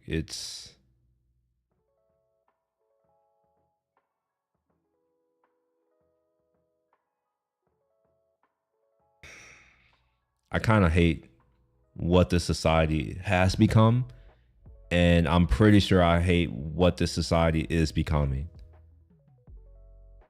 Keep working their 9 to 5s without getting depressed. Some people work 9 to 5s and 6 to 10s so they can go to concerts. Like Coachella, the gold standard of what a music festival in LA should be like. Other than the huge variety of popular artists you get to see, one of Coachella's main selling points is the aura of fame surrounding the venue, where only the trendiest of trends and the most celebrity of celebs will be there. And if you happen to be lucky, you might catch them doing this out in the open. How cool does it sound when you tell your friends? Beyonce? Yeah, I was 10 feet away from her. Car. Yesterday, I made eye contact with Blackpink. Security guard when they pushed me out of the way, which wasn't my fault, okay? You know how distracting it is when Benson Boone is backflipping across the field instead of walking? Coachella is also a place to show off your fashion chops. People put a lot of time and effort into planning days worth of social media worthy outfits. Vanessa Hudgens was even coined the Queen of Coachella after going viral multiple times for her concert attire. She loved this festival so much, not even a nationwide lockdown could stop her from attending. Yeah, till July sounds like a bunch of bullshit. I'm sorry, but like... I will give her props for trying. We didn't actually know if being nice to the virus would make it take a month off so we could do Coachella. It's a virus, I get it, like, I respect it. If you're able to get into Coachella, you get the status of being a cool guy. It was known as the music festival where general admission tickets would sell out in under 20 minutes. Even I wanted to go back in the day, totally missed my chance to see 21 for free and get hit in the face with Dara Shu. While music festivals are no walk in the park, you're basically running a marathon for 3 days straight in the desert heat. You're either suffering throughout the week and falling victim to money traps, or you're living the life of luxury in safari tents that cost $10K. First meal at Coachella, I am not doing well. I'll tell you that much right now. Yeah, none of them were eating that. They were eating the stuff that I was. Well, I guess she's maybe not. Maybe it's not only rich people that go then. Whoa! That.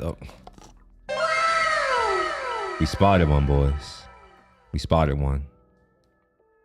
We spotted the WLW.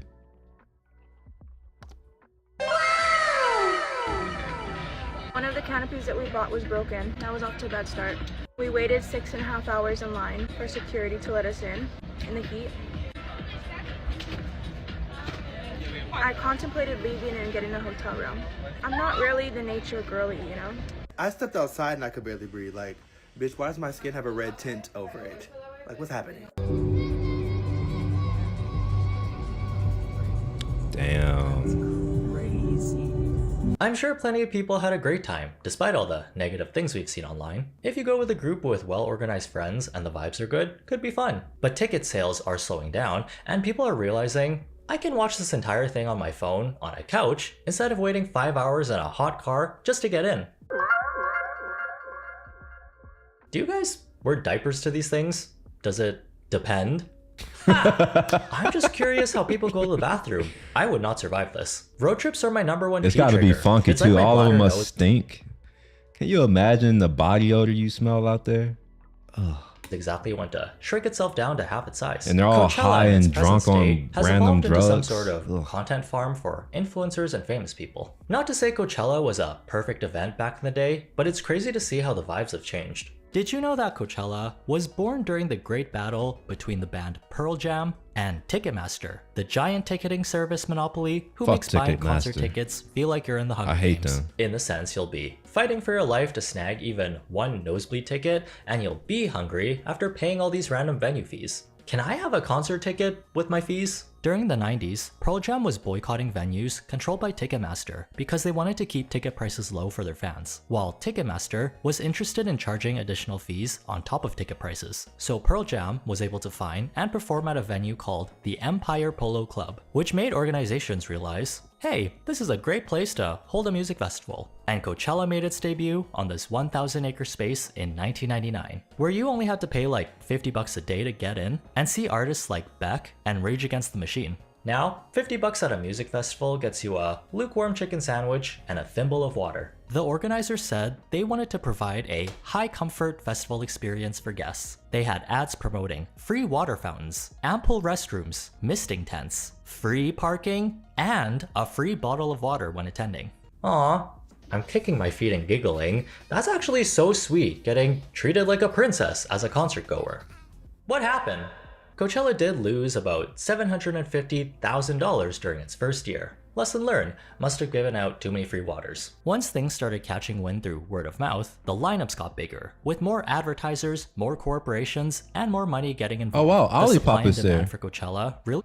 Whoa. Olipop is so. This is kind of a tangent, but one of my ventures that I got going is a new beverage company. Doing carbonated tea, sparkling tea, high quality tea, not bullshit tea, actual high quality tea. I like tea, in case y'all don't know that. And I did say I would maybe start doing more stuff around it, but I don't think anybody was interested. But I've been developing some recipes and I got some equipment. We're starting to scale. And one of the companies that I did a case study on is Olipop, to kind of, figure out, what our strategy could be. And I need to do some work on that soon, because I should be having a CO2 tank get delivered here, and I gotta look at buying a kegerator or something, or a freezer or something, so I can carbonate stuff. But yeah, this is kind of cool that they're here. Advertisers, more corporations, and more money getting involved. So yeah, why is Pandora? Okay, I can see why Pandora is here. Supply and demand for Coachella really kicked things into overdrive. Now they cram you in there like cattle, in the blazing heat. Cattle with gym bro physiques, cowboy hats on, and a face full of Estee Lauder Double Wear foundation. Currently, general admission passes start at around $600 USD. And if you want to have a pleasant experience where you're not scrounging around like a raccoon, be prepared to shell out some generational wealth money. Everything will cost you extra. From how much? Because $600, to me, that doesn't seem like that much money. I used to go to Concours, the Elegance, and those tickets are like $1,200. And then I would also do the thing at the Monterey Jet Center, and I think those tickets were like $500. I think the Quell is $1,000, or is it $2,500? I forgot how much it was. I don't care. It's like these are car shows, right? So $600, in my opinion, for a 3-day event,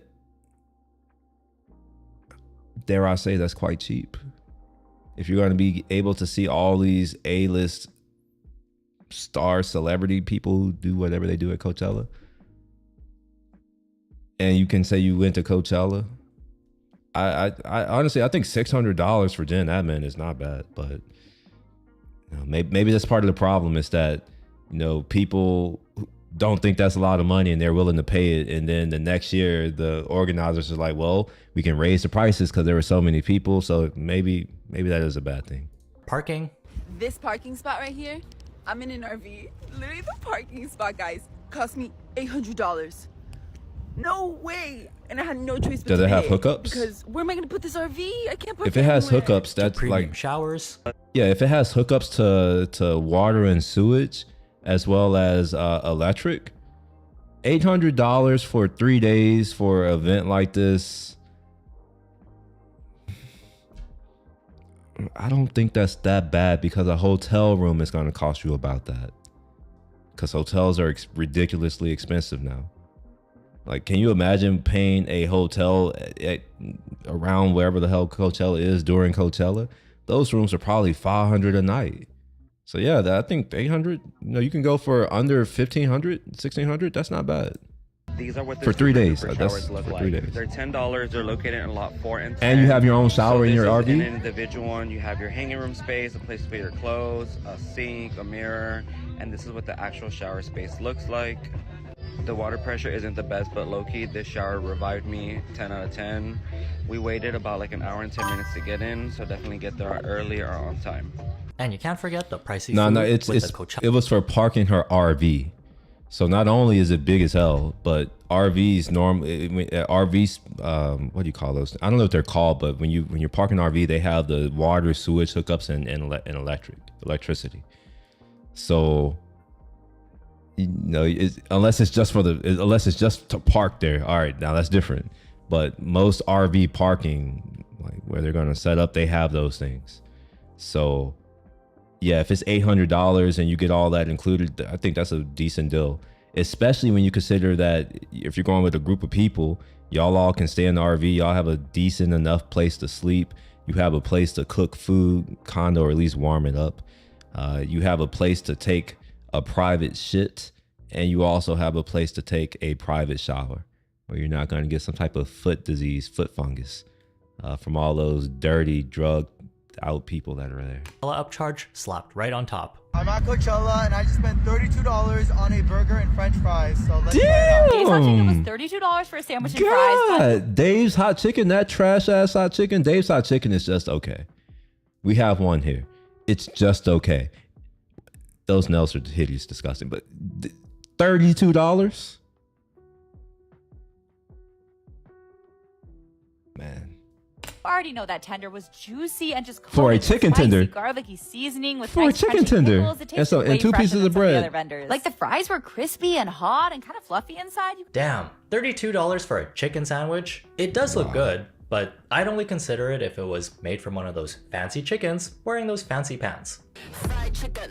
What the hell? I mean, this is just the way festivals and any event with high traffic works. The more scarce something is, the higher these vendors can charge. There were times when I paid $7 USD for a bottle of water at a concert, which was but not actually at a concert, at a theme $10 park. converted into Canadian. Me and I used to go to I used to go to Astroworld too back when that existed. But when I was in San Antonio, I used to go to Six Flags. Every year we would get a season pass because I liked roller coasters and also she liked them, so we would go there. And we made it a point to try to go as often as possible. So, you know, Fiesta, Texas, we ended up going to Six Flags over Dallas over Texas. And I had the idea, I was like, one day I want to be able to travel around the United States and go to all of the different theme parks. And I did get to the point to where I could do that. But by then it was just me. And I'm like, it's not the same, you know? Again, they robbed me, and not even at gunpoint. The food at Coachella can also be very hit or miss. Just because the price is high doesn't mean it'll be good. There's always a chance you're wasting your money. I have the lobster rolls right here. Got it from the Boiling Crab. This is $26. That's freaking insane. The lobster is kind of suspicious. It's very chewy. It's limp. Oh, that's foul. These are the prices for the coffee. Not too bad. You're obviously paying. Did she just say that? Okay, $6 isn't bad. Okay. Well, actually, no. Maybe that is bad. Isn't it espresso, that little baby cup? That's a lot. You know what? I'm going to go out on a limb and say maybe it's not that bad. If the lemonade is freshly made, maybe. That's still a lot, but I go get tea a lot, and my bubble tea is like $7, $8. So I guess it's within reason. For the convenience. True, it is convenient, but making instant coffee yourself isn't exactly a complicated process. Guess the hardest step would be making sure you bring it in the first place. If I didn't have I want to be clear. I don't drink coffee. I don't even know what the hell espresso is technically. I know the word. I don't actually know what it is. And I don't know what it should cost. And I also don't care what it should cost because I don't drink coffee. I don't like coffee. I won't start drinking. I don't care about coffee. I am strictly a tea person. I love tea. Ask Yanni about my tea. You know, Yanni's had some, he's had some stuff. Caffeine for a weekend-long music festival?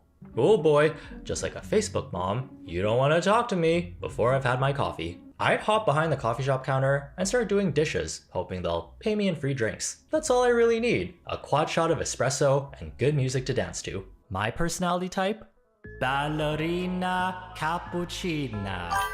The famous LA restaurant Nobu, a celebrity and influencer hotspot, was also at Coachella this year. If you decide to eat here, they'll set you back about $350 per person. You know what? You think I'm confident that my friend, that's probably where they were eating.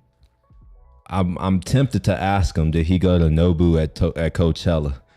and get one of these smirk ass laughs. Like, of course. I would pay $300 though. Like, I'm not eating that other shit. I'll pay $300 to eat it. No, I don't like sushi that much, but I'll pay that so I don't have to eat Dave's hot chicken. I'm not paying. I'd rather pay $300 than $36. That's the kind of person I am.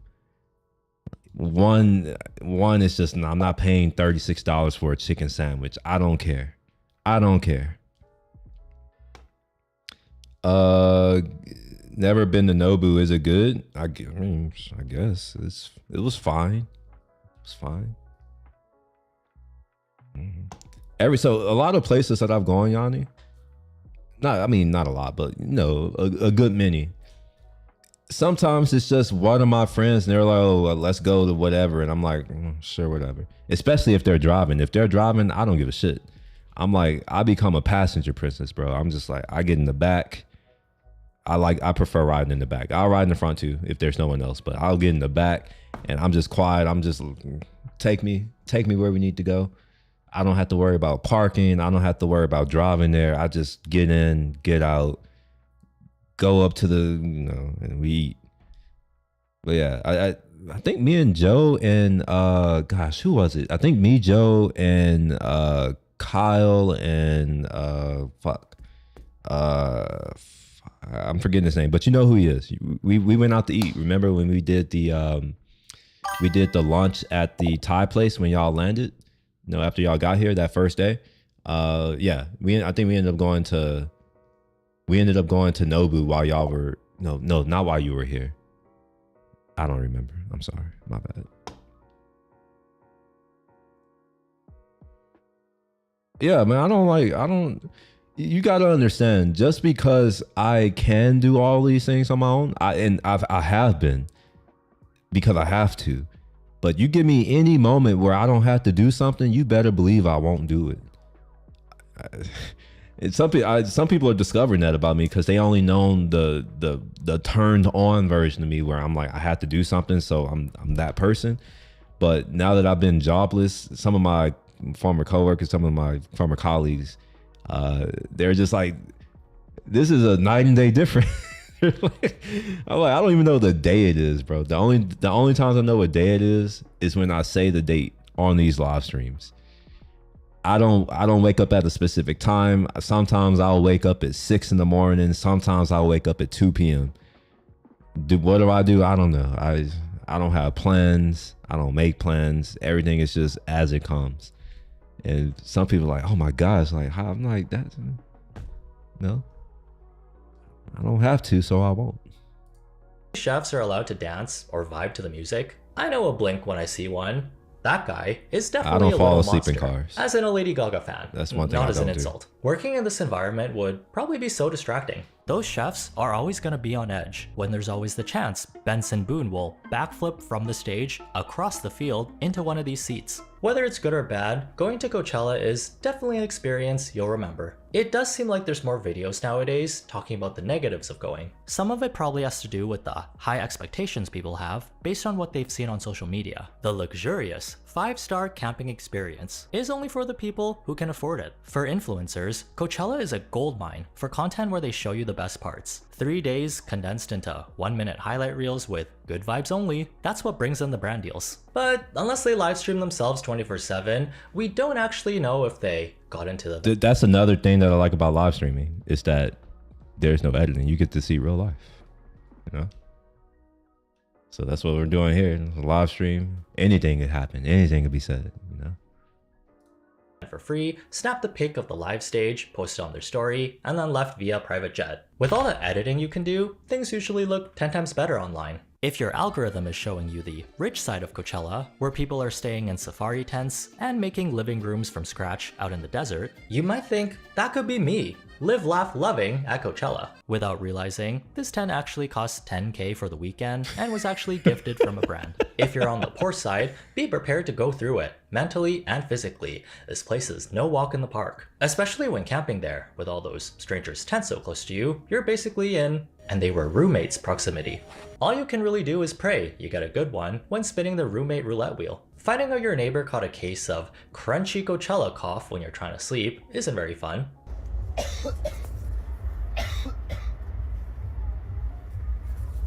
Anyway, I'm going to close.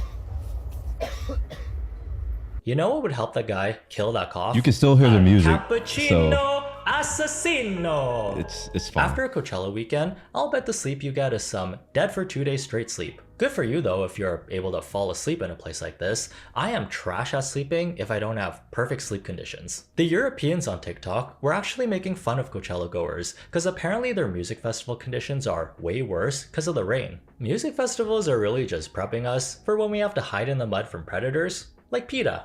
PETA, you can get up now. The horse is at Coachella.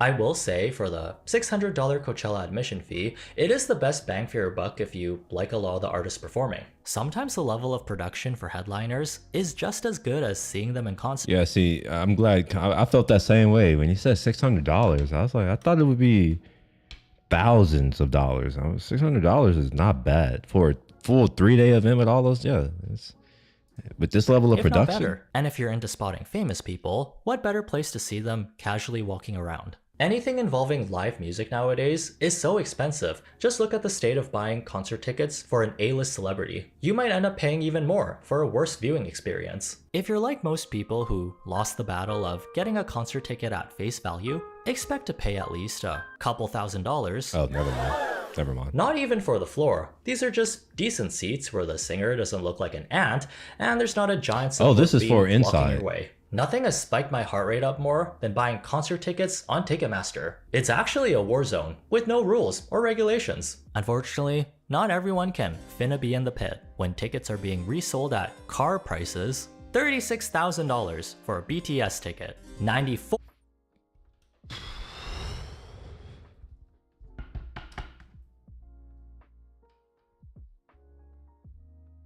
Oh my God!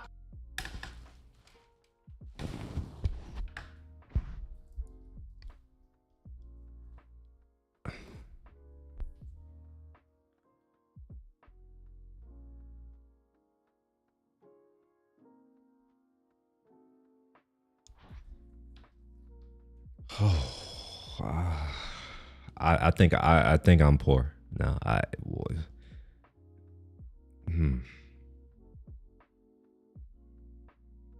Wow, $95,000. Taylor Swift must be a multi-billionaire by now.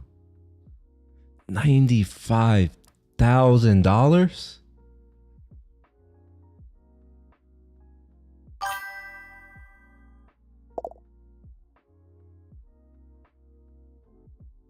To sit in section 116, you're not even facing your. Whoa.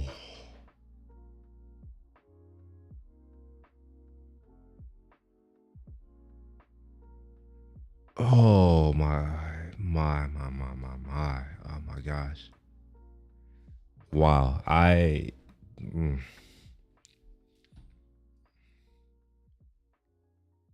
didn't know the problem was that bad.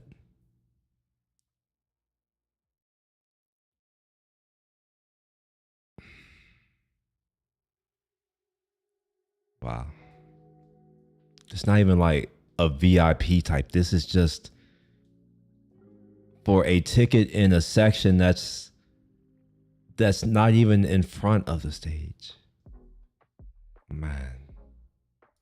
$4,000 for Taylor Swift tickets. Are you guys finna okay? How can people pick what seem to be random, unreasonable prices for seats that aren't even that good? Well, there's this thing with ticketing called dynamic pricing, where the cost changes depending on We have dynamic pricing on tolls here in Houston now. It seems that no matter what, all of these corporations are figuring out more and more ways to siphon money out of our pockets, while at the same time not playing by the rules that the rest of us have to play by. It's not sustainable. It's going to end in the same way that it's ended in every other instance in history. It's going to end in violence.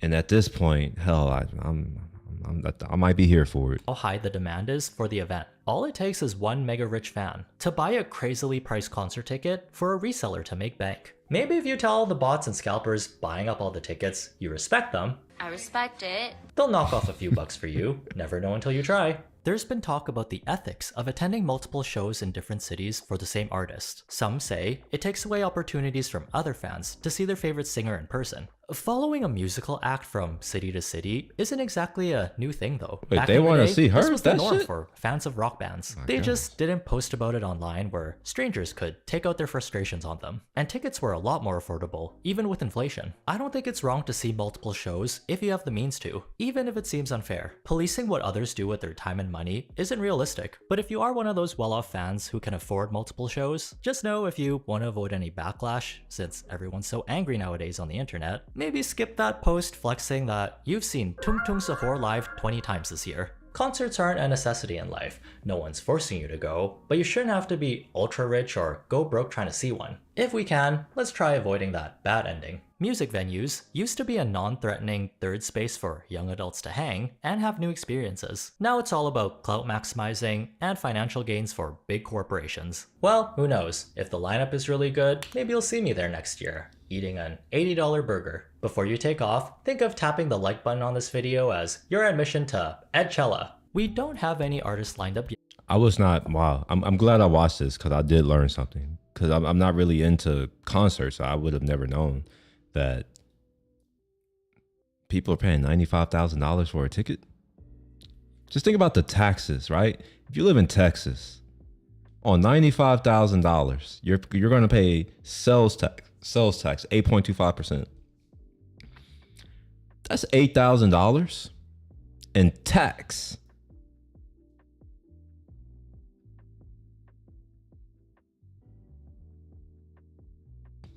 That's more than my camera over there costs. Y'all pull up my camera. It doesn't matter. Y'all know that's more than my camera cost. That's more than, well, hell, all the cameras that I have, none of them cost that much. That's more than my monitor costs. I have a Pro XDR. That's more than my computer cost. It's about the same. Yeah, that will buy you a computer that can last you for 3 to 5 years. That's like 2.5 months of rent. Or about 2 months of rent. All right, let's go on. Let's see what else is being, actually, you know what? I'm going to go to something completely different. Let's go to why Gen Z workers are already burnt out. Are there any Gen Z people here? Tell me if you're Gen Z if you're here. Are you Gen Z? Our family. According to Cigna, 98% of Gen Z workers are actively dealing with burnout, causing 3/4 of hiring managers to label as the most. What did they say? Did they say 98%? According to Cigna, 98% of. All right, wait. 98%. Nah, these are just some soft ass, sheltered ass kids. No way, bro. Gen Z, what's Gen Z? They've only been working for a couple of a year or two. What?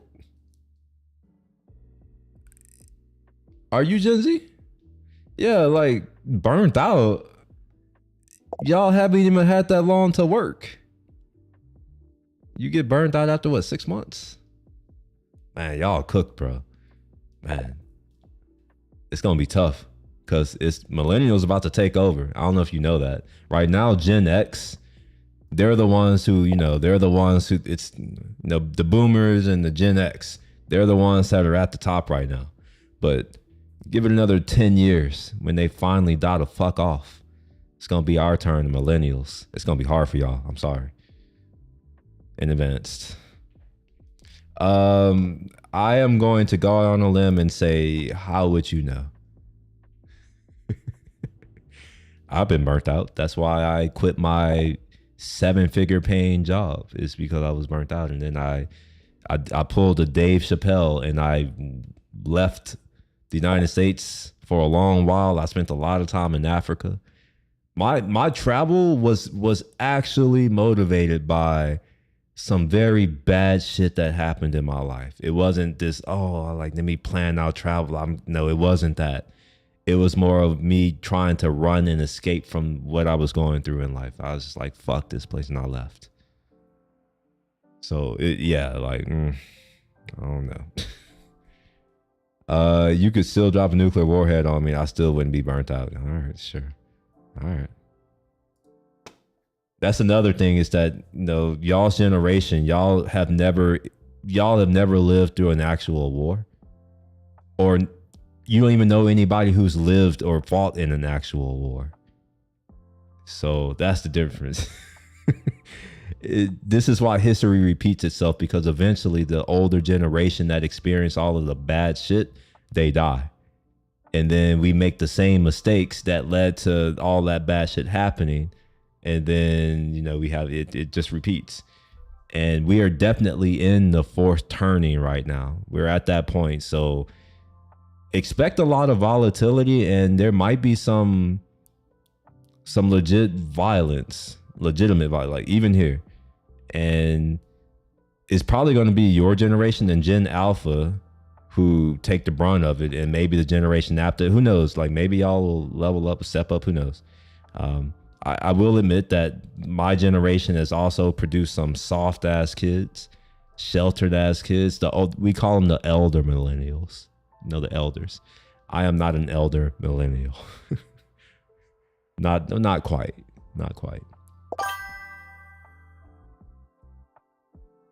Gen Z workers are actively dealing with burnout, causing 3/4 of hiring managers to label them as the most difficult generation in the workforce. But when 50% of Gen Z is working 3 or more jobs just to survive, while facing historic housing prices and record levels of student debt. Whoa. The average house price is now $500,000? Oh, holy shit. Wow. This is going to make some of y'all feel bad. When I graduated high school and I went to college, one of the things that I did before I left was I would go around the city just looking at houses and all that kind of stuff just to see what costs were. A nice house, and I mean a nice house, 3,000, 3,500 square feet. You get a pool, gated community, a big ass yard, all that, $220,000. Maybe 250. Those same houses today, for that same style of house, you're looking at maybe $600,000, $700,000. Oh, and there's more. The interest rates are higher, much higher. And here in Texas, we pay property tax. So if the value of the property is higher, you're going to pay more in property tax. Just rule of thumb, it's 2%. So if you have a $700,000 house, you're paying $14,000 just in tax for property tax. Obviously you still have to pay for your insurance. And by the way, your insurance premium is a function of the value of your home. So the more expensive the house, the more your insurance premium. So you gotta pay those too. Man, my gosh, $500,000. Housing prices and record levels of student debt. What else do employers expect when a life centered around work fails to provide the most basic necessities? Right, yeah, Well, Gen Z has become the newest generation facing the societal accusations of being lazy, entitled, and whiny. Good. The reality behind these Good. It's y'all's turn to get that, because the previous, like Gen X, those fuckheads, all they did was talk shit about us millennials. And now look at them. They dumbasses can't do anything. You know what? I'm glad for AI. Put those fuckers out of work. I hate them. I'm not even gonna lie. I hate them. Fuck them. How they was talking about us, and if y'all have that same energy for us, well, we'll just keep paying it forward. Maybe the generation after y'all will hate y'all. Just like it's just a never-ending circle of hating the generation that's coming up after you. But I hate them with a passion, because the boomers are the generation that pulled the ladder up behind them. They were given everything. They didn't work for shit. They were born into the most prosperous country on earth history's ever known. And they didn't do any of that. It was their parents that did that. They got all of the benefits of the American dream. And then once they got it, they pulled the ladder up behind them. They sold us out. They sold out the people that followed them. So I have a lot of resentment for that generation. And they're still in, a lot of them are still working. So it makes it such that Gen X and millennials like me, we can't really move up because all these old 80, 85-year-old hags are still doing stuff and they won't fucking retire. And then it's like, we can't afford shit because they're making all the money. And then they're telling us, oh, you just pull yourself up by your bootstraps, as if they've ever done that in their life. As if they had to work for anything. All they had to do was be born in America and their life is great. They got to the benefits of the greatest stock market rally. Like, it's everything. Just imagine if you purchase your house for $40,000 and today your house is worth $600,000. Oh, and because of, I mean, I guess because you had houses, you bought a lot of houses, so now you have a lot of houses and you just collect the rent. But you didn't really pay that much. And if someone like me wants to come in, you're like, oh yeah, you need to pay me $1 million. It's like, the fuck? To recognize that fundamentally, the issues and stresses being addressed are no different than that of every emerging generation throughout recent history, resulting in an entire generation not only having to overcome their own personal pressures, but also decades of economic and social neglect that society has forced them to inherit. Burnout is when we put ourselves in life with the idea that we are going to be appreciated, that our work is going to pay off, and that the mirroring back from either our family or our work shows us value. And when we're asked for too much, or we're not given the appreciation or the understanding or the a sense of accomplishment through our work, or we're asked for more than we can give, we come to a place where we start to feel helpless or hopeless. This is Chris Dorado, a clinical psychotherapist with over 30 years of experience and a 5-time national champion, serving as the empowerment coach for multiple athletic departments at the University of Texas, where he has observed a how is he a champion for serving as an empowerment? What I've come to in this new generation of Gen Z is this, I don't have even a moment to sit around and ponder what it is that I want to do. I just have to go figure something out. And it's like, what is that thing I'm even supposed to figure out? And so even in the simplest, maybe career or just trying to attain a job, that I'm not even getting a sense of how to empower myself around that. I just have to go into action and do. And what that does is it leaves out the human element. It leaves out that time that I think Gen Zs need, or any young person, to begin to really get a sense of who they are and how they can make. What? What's burnout? What he just said? He just defined it. Yeah, sure, you can call it mental fatigue if you want. It's a lot of things. A difference in the world. And if you skip that task, don't worry. One day, if you're in America long enough, don't worry. You will soon figure it out, my friend. Especially if you work in a very highly demand or high pressure career, or type of job, you will understand what it is. Because I didn't know what the hell it was. I thought it was bullshit too, until all of a sudden I'm like, I can't remember shit, bro. Like, I got to a point where I couldn't remember shit. That's when my memory started to get bad. At least, and I was told by my coach, they're like, you need to take a vacation. I'm like, what are you talking about? They're like, you're overly stressed. And then a year later, I'm like, man, fuck this shit. I'm done. I'm good. I'm good. I don't want to do it anymore. You're just in a bit of a treadmill. Well, you're right though. All right, but I think what you're missing is what he just said, which is, where is it going to? If you hunt, you get your animal, you get to eat. When you go to work, can you afford anything? I don't know if you've worked yet, but can you get a job today? Like, let's say you get the average paying job, you get your 45 grand, right? Like you get a $45,000 a year job. Can you afford to pay your rent? So let's say you can afford to pay your rent. Well, can you also afford to pay for your transportation? Can you also afford to pay for your food?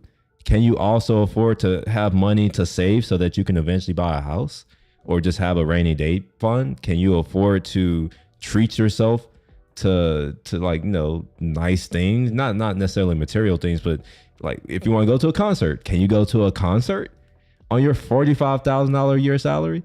If the tickets cost $95,000, can you do that? No, like that's what it is. It's, yes, people are meant to do stuff, but generally when you do stuff, you get to reap the rewards of your effort, your labor. But in our society, that's not what happens. In our society, you do something, your labor is then is used, and you don't get to reap the benefits of that. You get the minority share of the value that your labor created. Who gets the lion's share? Either the guy who owns the business, so the capital owners essentially, or the shareholders, which are the capital owning class. So let's say you go work for, I don't know, let's say you go work for some company. You work for Tesla or Amazon. You go work at Amazon. Okay, you're going to make however much they pay you. But at the end of the day, all of the value, like Amazon is just skyrocketed in value. You don't get any share of that. Although that was your labor that enabled that. Who gets a share of that? The people who own the stock, the shares. So yeah, I understand. Yeah, you catch your stuff, but the difference is you catch your animal, you get to eat your animal. It's not you catch your animal and then someone who says they own what you produced, they get to take most of the animal and then they give you back maybe a pound of meat and that's yours. And you still don't have enough to like to feed your family or like it. That's what it is. It's not just okay. I don't know. I don't know. To just do something, and that's a real loss of our sense of humanity or really being able to know what our true gifts are. But rather than providing support, society continues to demand that young generations just pull themselves up by their bootstraps, while having forgotten that at one point, older generations were experiencing very similar concerns and handling it in a very similar manner, but just with a stronger dollar. According to a 1982... That's the other key thing right there. That's what I'm like, that's what I'm getting at. oh, they're talking about the baby boomers. It's like, bro, but here's how much things have changed. When I was a kid, and that's not that long ago, you can get a can of Coke for 15 cents.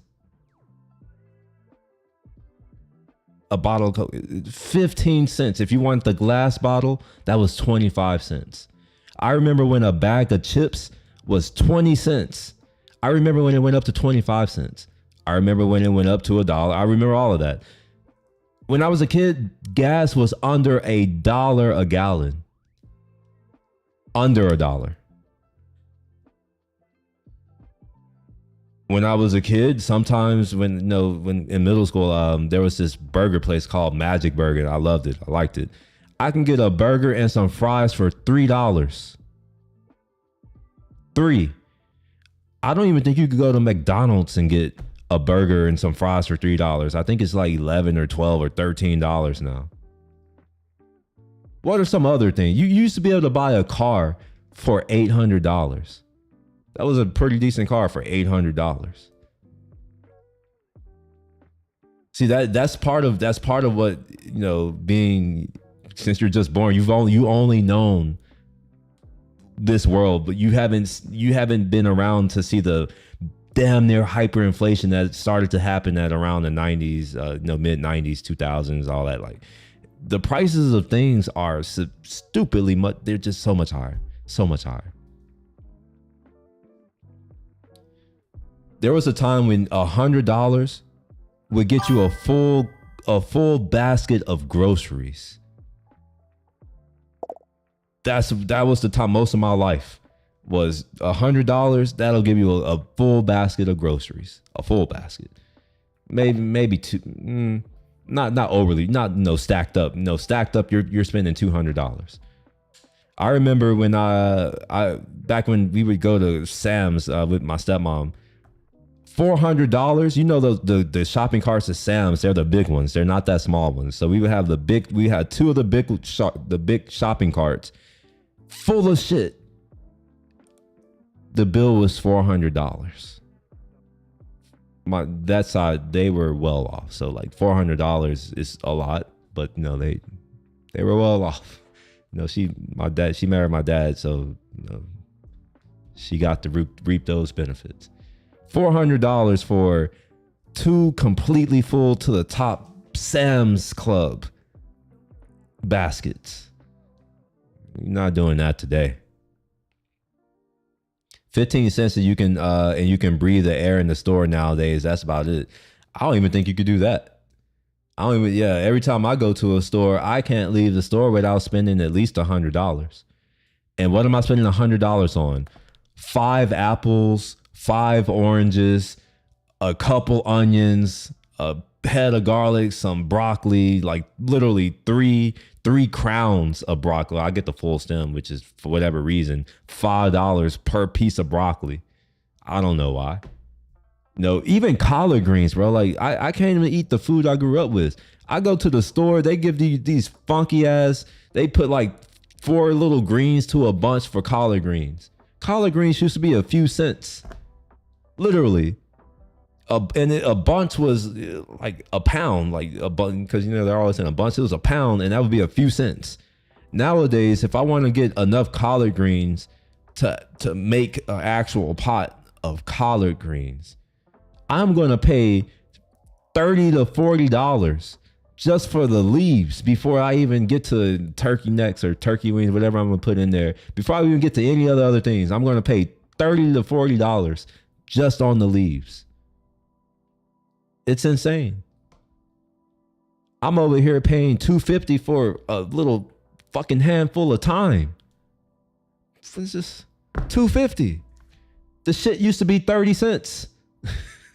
Tacos. We down here in Texas, we do tacos. Even just within the past 5-6 years, 8 years, I'd say. My favorite taco place, and Yanni, he knows about this. My favorite taco place, when I first moved here to this area, it's called Liberty Taco, by the way. A bacon and egg taco was $1.20. Fast forward to today, that same taco is $4.25. And you get less eggs, and you get less meat.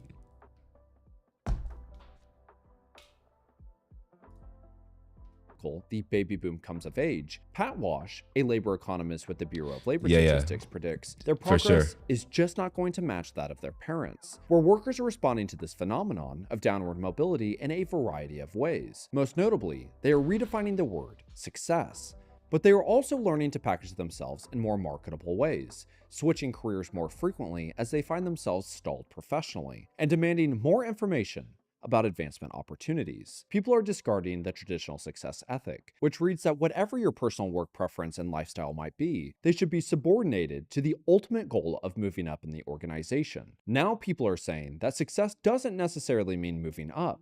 It means personal fulfillment. It means psychological success in terms of one's own value system. And it means more opportunity to control your own future. When I would do a family session, especially the father would just have these incredibly high expectations of their child that, hey, I was able to make it work and figure it out. How come you can't?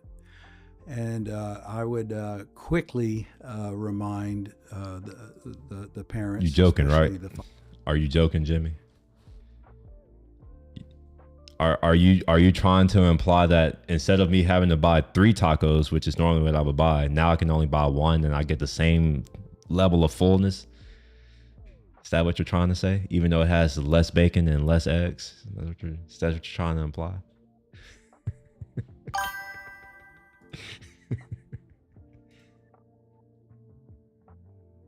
A singular piece of gum is probably more than 15 cents.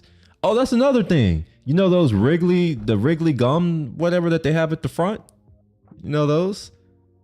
Those used to cost 15 cents. It used to be 4 to a pack. And I remember when they went up in price to 25 cents. Now, all that to say, because I had my grandfather in my life, as well as my mom and other folks, I happen to know that you used to be able to get a hamburger for 5 cents. A hamburger. You used to be able to pay a nickel for a hamburger.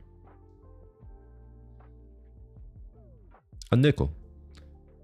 My grandpa bought his house in the early 60s, probably like 1960, either late 50s or early 60s. I forget which one. He paid $16,000 for his house. If you go to my neighborhood, where I'm from, where he paid $16,000 for his house, if you want to buy a house in that neighborhood, you better bring at least $350,000, or you're not going to be able to live in the hood with me, where I'll be.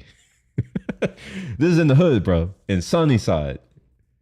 Sunnyside's not like a place. I mean, it's being gentrified, but yeah, it's bad.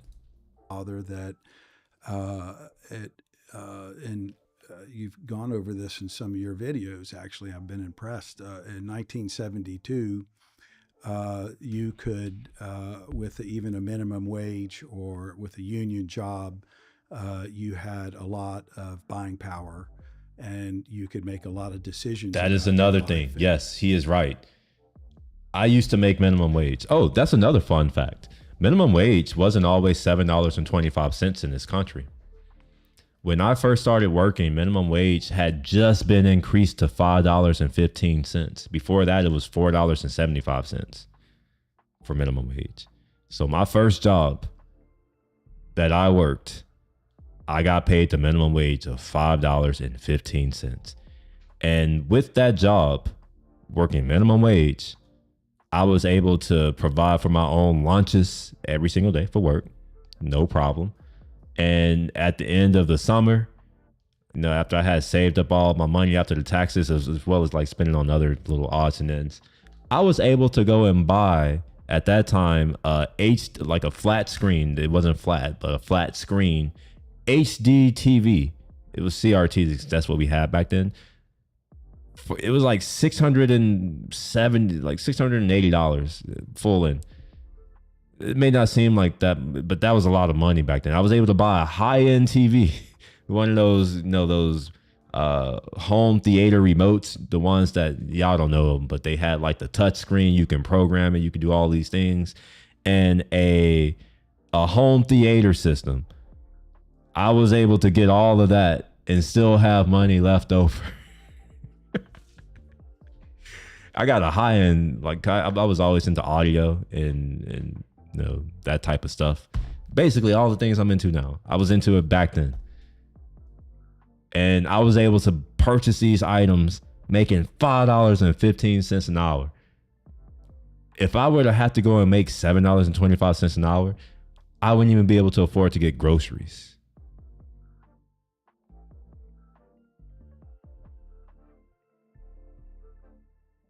This is how you know I actually made it. $384 every 2 weeks. That's what you're seeing. That's what I saw. We don't have a state income tax, so that's what you're going to see if you're making that. $384 every 2 weeks. My grocery bill is damn near $500 because I have the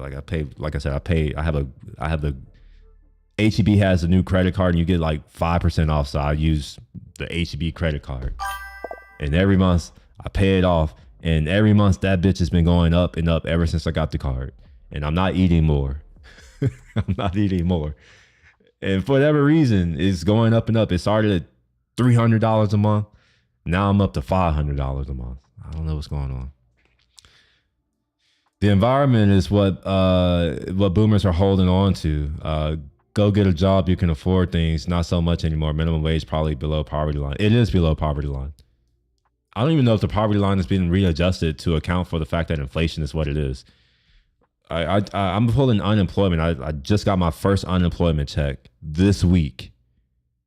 For 1 week, well, they increased it. So the max is $561 that you can get. And because I get the max. So it used to be, it's about $1,000 now. It used to be $900. So it's about $460 every week that you would get. So the inflation that the state, our state is saying is, it's only a few dozens of dollars. I'm just like, I don't see it, but I'm fine with it. The way I look at it is, it's just a little, it does enough. Now I don't have to pay for my food. It's free now. I can get groceries and not have to spend my own money. It's great. It's technically my money, because it's money that would have been paid to me if my employer didn't have to pay into unemployment insurance for the state of Texas. So it's technically my money. And how you wanted to live it out, whether it be buying a home or a car or a college education or being able to provide for your family. People weren't worried about how they were going to make money or how they were going to survive. They were just worried about who they were going to be in life. And the shift is now on is this high anxiety about how I'm going to make it and how I'm going to survive. It's kind of skipping over the natural part of our early to mid 20s of just doing it wrong or just doing something to kind of get a sense of what life is, so I can really... Yeah, y'all can't do that these days. The internet has made that impossible. Everyone has a phone, a camera phone, and everything lives forever. I feel bad for y'all. My generation was the last generation that had true freedom, where we had a true childhood where we could make mistakes and later in life it not be held against us. For y'all, y'all don't get that. That's sad for y'all. It really is. I'm not being facetious. That's really, it kind of sucks because so many of us make mistakes when we are young and we are able to recover from them, but I don't think that's going to be the case for y'all. And not just the Gen Zs, but the like later millennials, like those who were born in 1995, Actually, no, even them, they kind of like internet didn't really start becoming really popular until the 2000s. Some people had it in the 90s. Some people. It was slow. It was 28 baud or something, or was it 14 baud? Y'all don't even know what a baud is, do you? This is before we had the dial-up modems where we would get the 56 kilobits per second, and y'all had internet speeds that was 56 kilobits per second, because that's what it was when I was I first came across the 28 baud, and then we got the 56 kilobit. Then I got access to cable, and that was about 1.5 megabits. And eventually it went up to 3 megabits. Not everybody had that. My father was, he was a business owner. I'll just say that. So I had access to things that regular people didn't have access to. Like in the 90s, he had one of those cell phones, the briefcase cell phones. I saw those things. He had the car phone in the Mercedes in the S-Class. So you got the car phones that could satellite and that shit. I had laptops when I was in the 90s, shit like that. So this is probably why I'm a computer person. I'm so familiar with it. I had laptops when I was a kid. In the 90s, that was a big deal. Nowadays, I feel like parents just give their kids a phone or a tablet, which kind of sucks. Actually, man, you know what? Man, I had to call myself out on this. When my niece became a certain age, I just bought her an iPad. I got her an iPad. I got her one of those big iPads. But I mean, she was one of the first. She was one of the first generations of kids. No, and she was lucky. Obviously, she has a fairly. Her uncle is doing okay in life, so she was able to get a nice ass iPad. And honestly, if she wants laptops and shit, she'd probably be able to get that too when she gets of age. One day, I'll probably get her an iMac or something. So she learned how to program. I did not expect to see you here, Casual Economist. I was hoping that you would take some time away to go be with your fam. Condolences. And we are sad to hear the news. And I hope that you are okay and can get through it. But since you're here, I will catch you up. We're watching this video about why Gen Z workers are already burnt out. And I was talking about my life and what prices were and kind of how life was when I was younger and kind of comparing and contrasting that to Gen Z and how they're unable to make mistakes. Like they don't get that opportunity the way that my generation did. We were the last generation to do that. Millennial is almost like a transitional generation. Many of us were here before the digital revolution. Well, not the digital revolution, but the computer revolution, or the internet revolution, I should say, because we had computers and electronics in the 80s as well. But it was a transitional thing. So we got to experience what life was like before the internet. The internet wasn't invented. It didn't get invented until like the early 90s.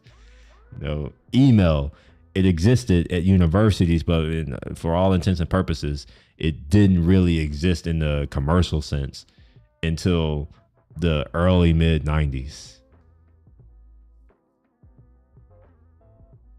We didn't have I remember 8-tracks, VHS, vinyl records, dial, the dial, rotary dial phones.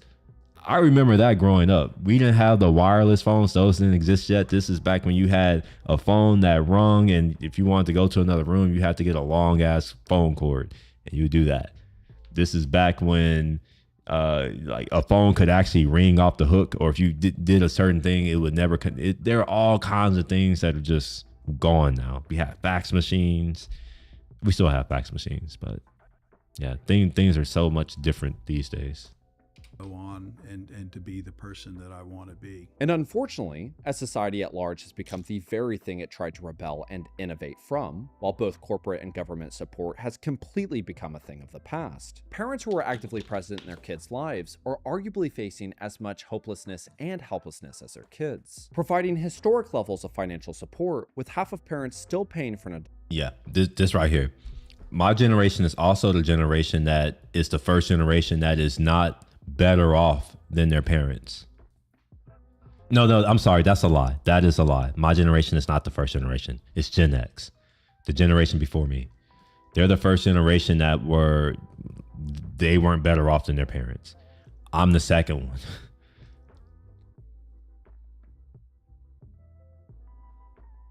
Yeah, half of parents have to financially support their adult children. Unfortunately, I didn't get all that. I had to support myself. However, man, I wish somebody would give me $1,500 a month. That would be nice.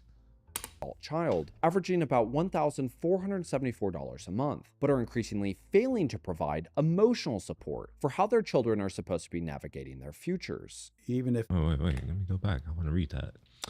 All right, more than 4 in 10 parents say it is not easy to discuss their child's feelings and social media use. How easy or difficult is it for you to talk to your child about? Honestly, I can understand that. We didn't have social media. Oh. Here's my solution, and it may not be a solution to some people because you can't imagine a life without it.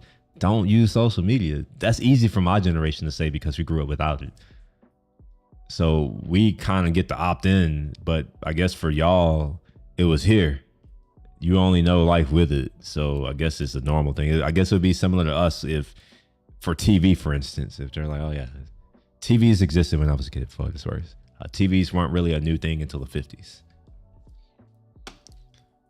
For most, the average household, that's what I mean. So yeah, anyway, they're great. Wait, how is this? So, okay. So dark is very easy.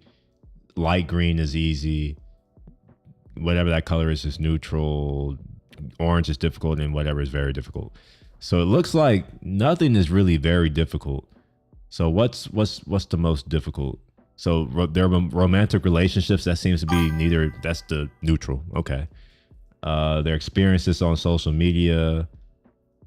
I wish they would have, I don't know, sorted this a little bit differently. Substance use. All right. Provide emotional support for how their children are supposed to be navigating their futures. Even if they're not as informed as their children or Gen Z, they are very concerned, but have a lot, I think, the same sense of helplessness for their children.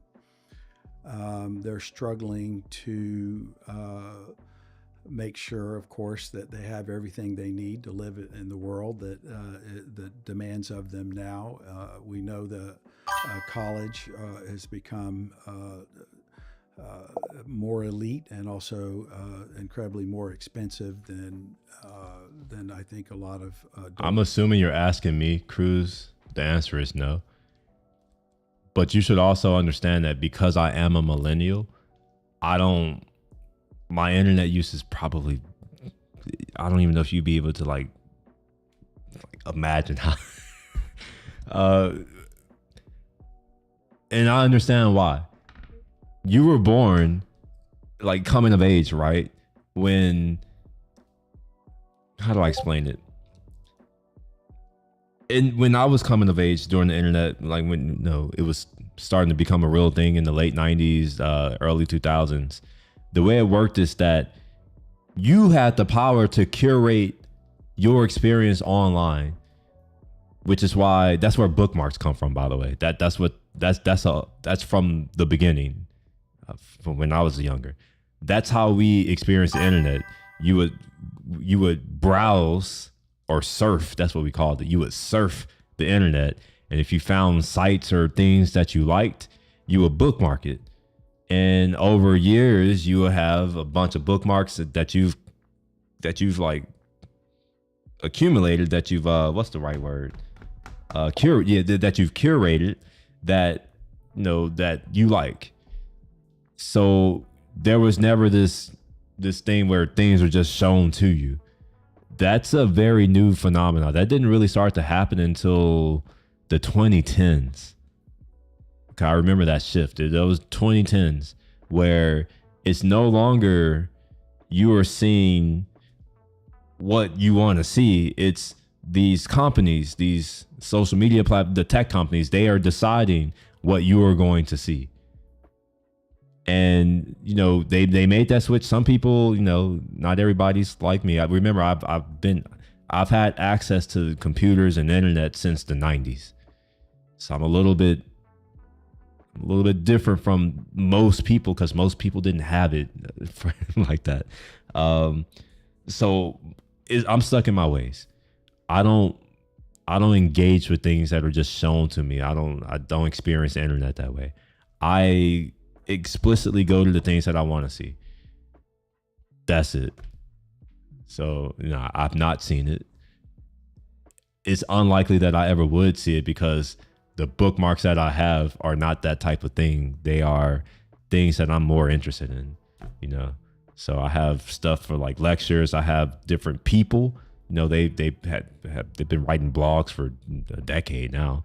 I follow their stuff, so I'm more of that, And here, I'll show you a site that I go to every single day. I go here every single day. This is the primary source of my news. Oh, CRDTs. This is something that one of my coworkers was working on, and he asked if I wanted to join this team, and I should have, actually.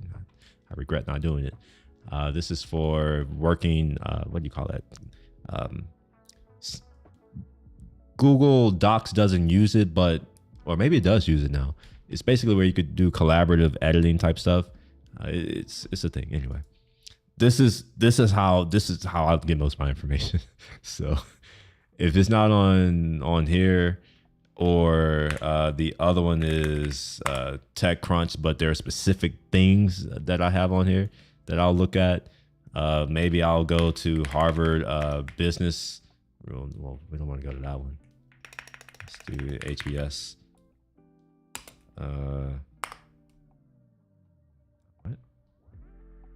What? Well, obviously I go through a bookmark. I don't know sites, but I'm using Safari and I don't understand Safari. My bookmarks are still locked in better browsers. I got to figure out how to get them over here.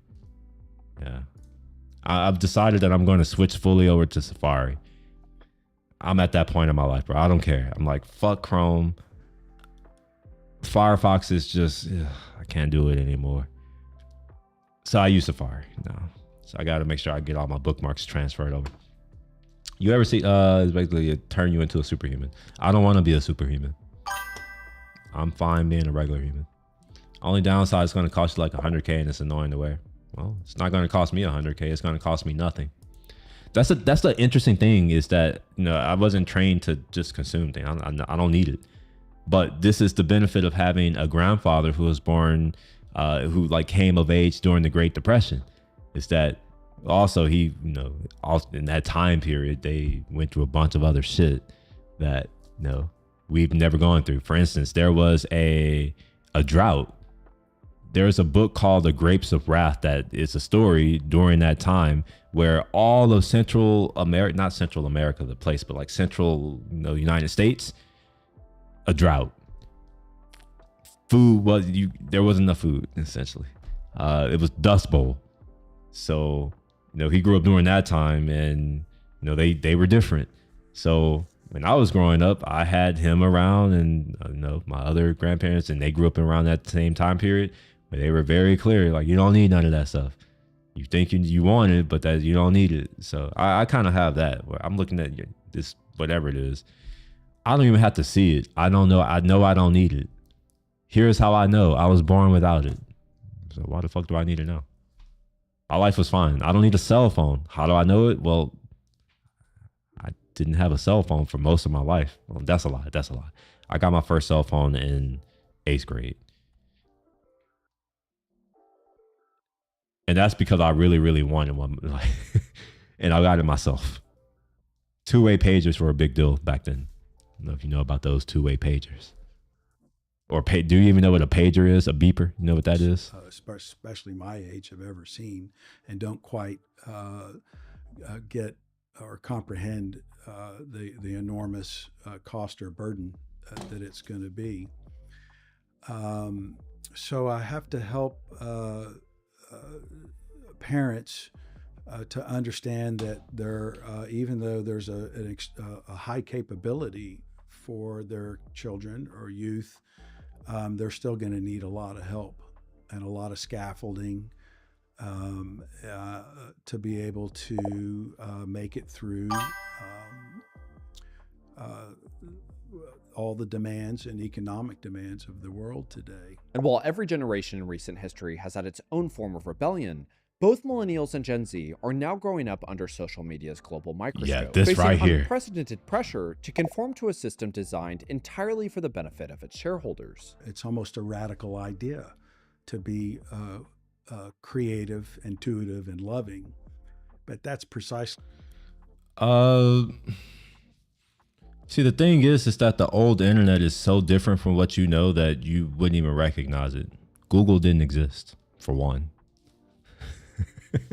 There wasn't, I'm gonna go Google it. That shit didn't exist. You had to literally surf the web. Like, they had these sites like Yahoo that would curate different websites, and you go to the site, and on the home page it'll be a bunch of links to different all these types of things, and from there, you would just click on links and you can find stuff.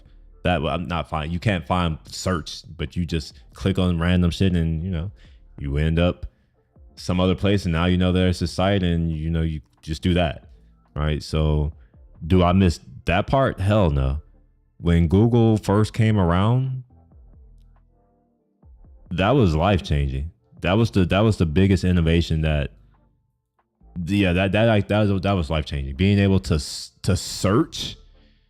I think a lot of people take that for granted because their first time going to the internet or using the World Wide Web specifically. Technically, the internet is just the network. The World Wide Web is the application.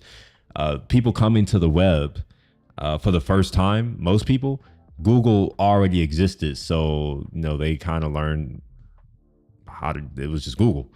But yeah, that was a big deal to be able to type in some things and you get a long list of pages. Google today is not even close to what Google looked like when it first came out. Maybe I can show y'all what Google looked like when it first came out. Google original what would it call it? UI maybe? I don't know, maybe. Notice how this just bullshit. It's just trash. This before that trash ass what do you call it? Material UI bullshit. I want to see the search results. Google original search results. Nowadays, you can't even get shit to work on Google. Here you go. Oh my, okay. Can we not? Okay, there we go. This is what it used to look like. These were the ads. It was very clear because it said it. Actually, this isn't what it originally looked like. It's closer. This isn't what it originally looked like. This looks like the 2000s, like later into the 2000s, not the early 2000s. You get a lot of results for whatever reason. It's not a full. Maybe they have it here, like a scroll, where you can see the full thing. Right now, I'm not seeing it, but you get way more results. They were way more relevant. This was a big deal too. You can kind of get a sense of if this is something you want to click on. It'll give you a little bit of a blurb. You can go and click on it.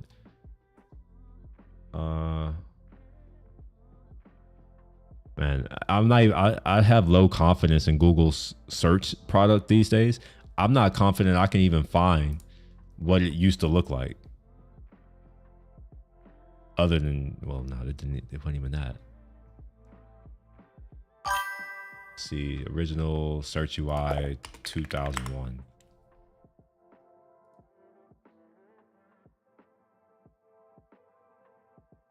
Okay, well, it's just Google shit, but different. It was actually useful. Let's see here. Do you miss the casual? I think we're the same age, right? So yeah, maybe you know it. Yeah, AOL-CDs in the mail. Yes, I remember that too. You got mail. I was using Google in 2013. Yeah, Google existed in 2013, but it existed well before 2013. I was using the internet before Google was around, and then they came around. And then I switched to Google quickly after I used it. I remember Ask Jeeves. Who remembers that? Ask Jeeves. There were all kinds of trash search products. I forgot most of them, but there were a lot of them. Alta Vista, did I see that? Yeah. Casual, yeah, I remember searching on Alta Vista. And I remember Lycos too, on my parents' laptop.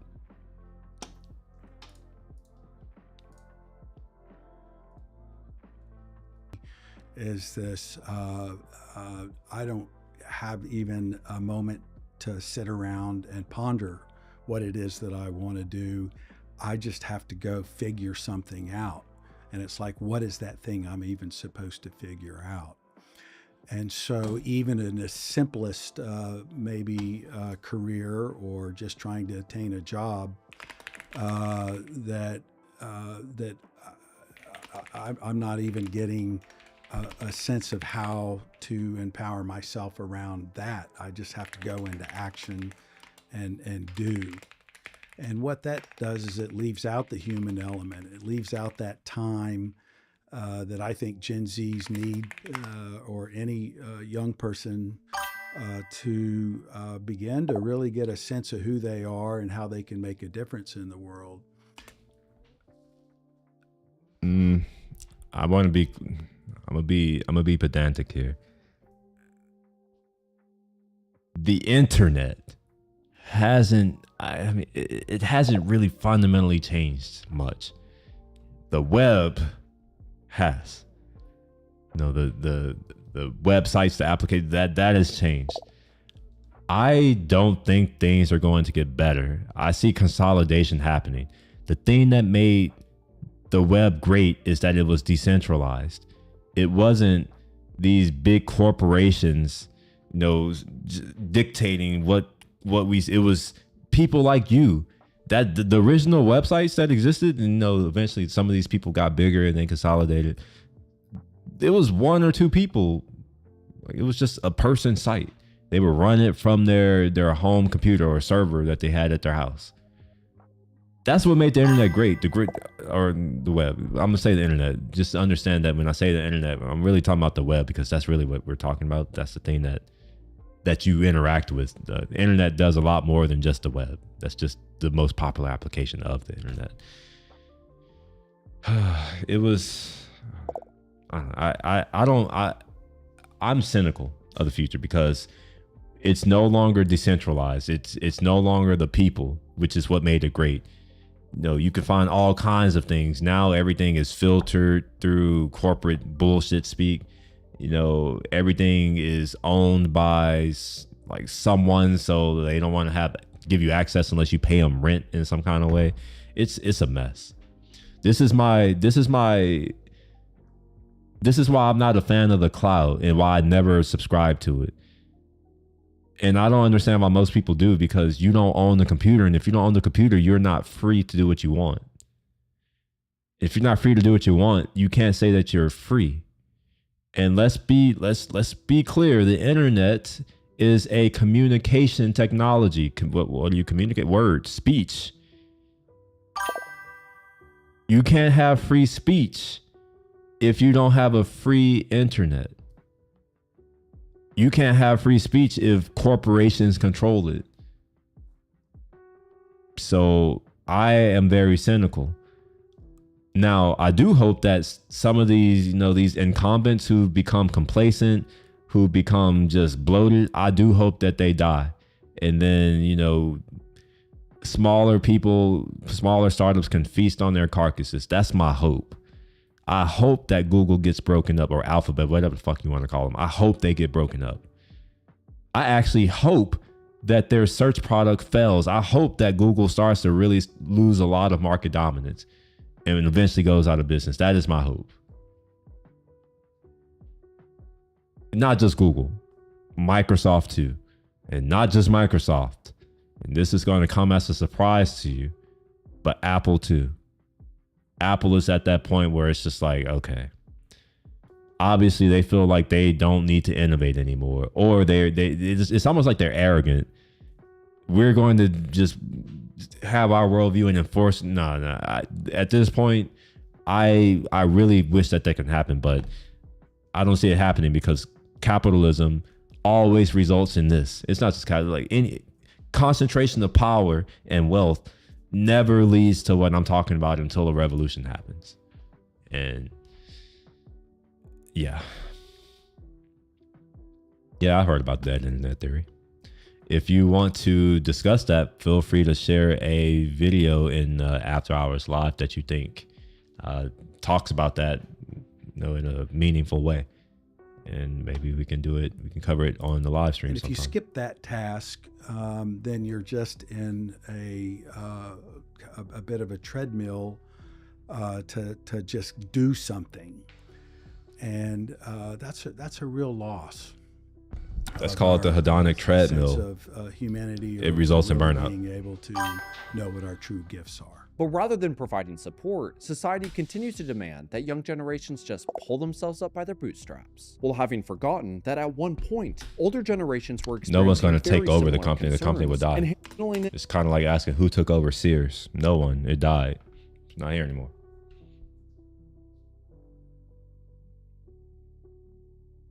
Or who took over Novell? I don't know. No one. I think it just died.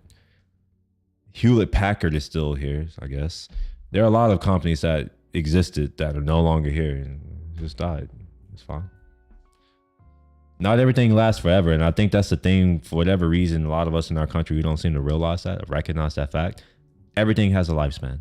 Everything. I'm of the opinion that things that come into existence fast will also leave fast. Things that come into existence slowly will fade slowly. It's kind of like with money. You know, if you get money fast, it'll go fast.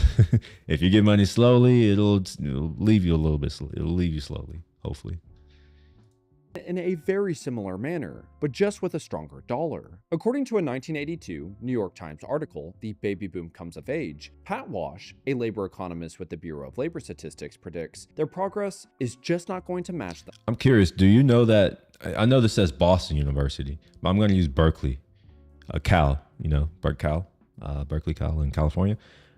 Did you know that tuition at Berkeley used to be $600?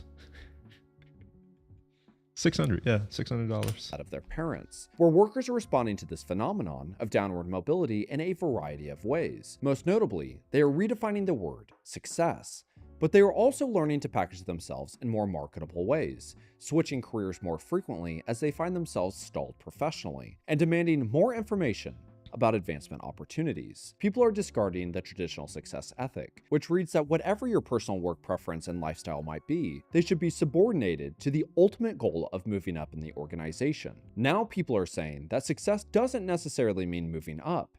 It means personal fulfillment. It means psychological success in terms of one's own value system. And it means more opportunity to control your own future. When I would do a family session, especially the father would just have these incredibly high expectations of their child, that, hey, I was able to make it work and figure it out. How come you can't? And I would quickly remind the parents, especially the father, that you've gone over this in some of your videos, actually. I've been impressed. In 1972, you could, with even a minimum wage or with a union job, you have. This dude says a lot. I'm going to have to speed it up. I try not to do this because I want people on the VOD to be able to play it through the way I play most videos, which is faster. But he's doing too many and he's talking slow. What I will say though, before I go back to playing it, is my mom, when I was younger, she used to always tell me, oh, and back in my, cause she had this idea that she could just go get a job and I was struggling. She's like, oh, anyway, back in her day, you could just, mine too, but only for a few years, you could just walk into a place and you can apply and you can get an interview and you can get a job. And she was telling me I need to do those things when I was in college. She was like, you go there. And I was like, I can't. It's all online. And she didn't understand it. But now she understands because she was complaining. She's like, I guess she's getting these job scams or whatever. And she was trying to apply for a job. And she's like, you can't just go and talk to nobody no more. I'm like, yeah, that's what I was saying. Everything is on the internet. Even if you go in person and you see that they have a sign that says hiring, and you go and talk to a manager, what they'll tell you is go home and apply on the internet so that we can reject your application. And yeah, I recently learned that companies get tax benefits for hiring. So what they'll do is they'll always be hiring, even if they're not, so they could continue to get those tax benefits. Had a lot of buying power, and you could make a lot of decisions about your life and how you wanted to live it out, whether it be buying a home, or a car, or a college education, or being able to provide for your family. People weren't worried about how they were going to make money. Wait, how did we get to here again? Did I accidentally click something? They were just Let's go here. Very thing it tried to rebel and innovate from, while both corporate and government support. Yeah, my bad. We're watching this. Oh yeah, I don't want to do that. Let's go to where we were. I don't understand how we got this far back. Yeah, to be creative, intuitive, and loving. But that's precisely who we are as human beings. So we must address the creative understanding of ourselves in order to create a world that we can live in and respond to. So I imagine that the conversation can't always be about the practical, rational understanding of how the world is, but to find some creative way to be in it. I think that music all through, as we understand rock and roll, through the ages was seen as a creative process to say something about who that generation was in the world. And it was almost a rebellious act at one point. And so you begin to wonder. I can see why. Take up black music. Yeah, it's rebellion for the majority of Americans. A generation to find their creative voice and to be able to, whether it's through dance or poetry, or fine art and art making and music.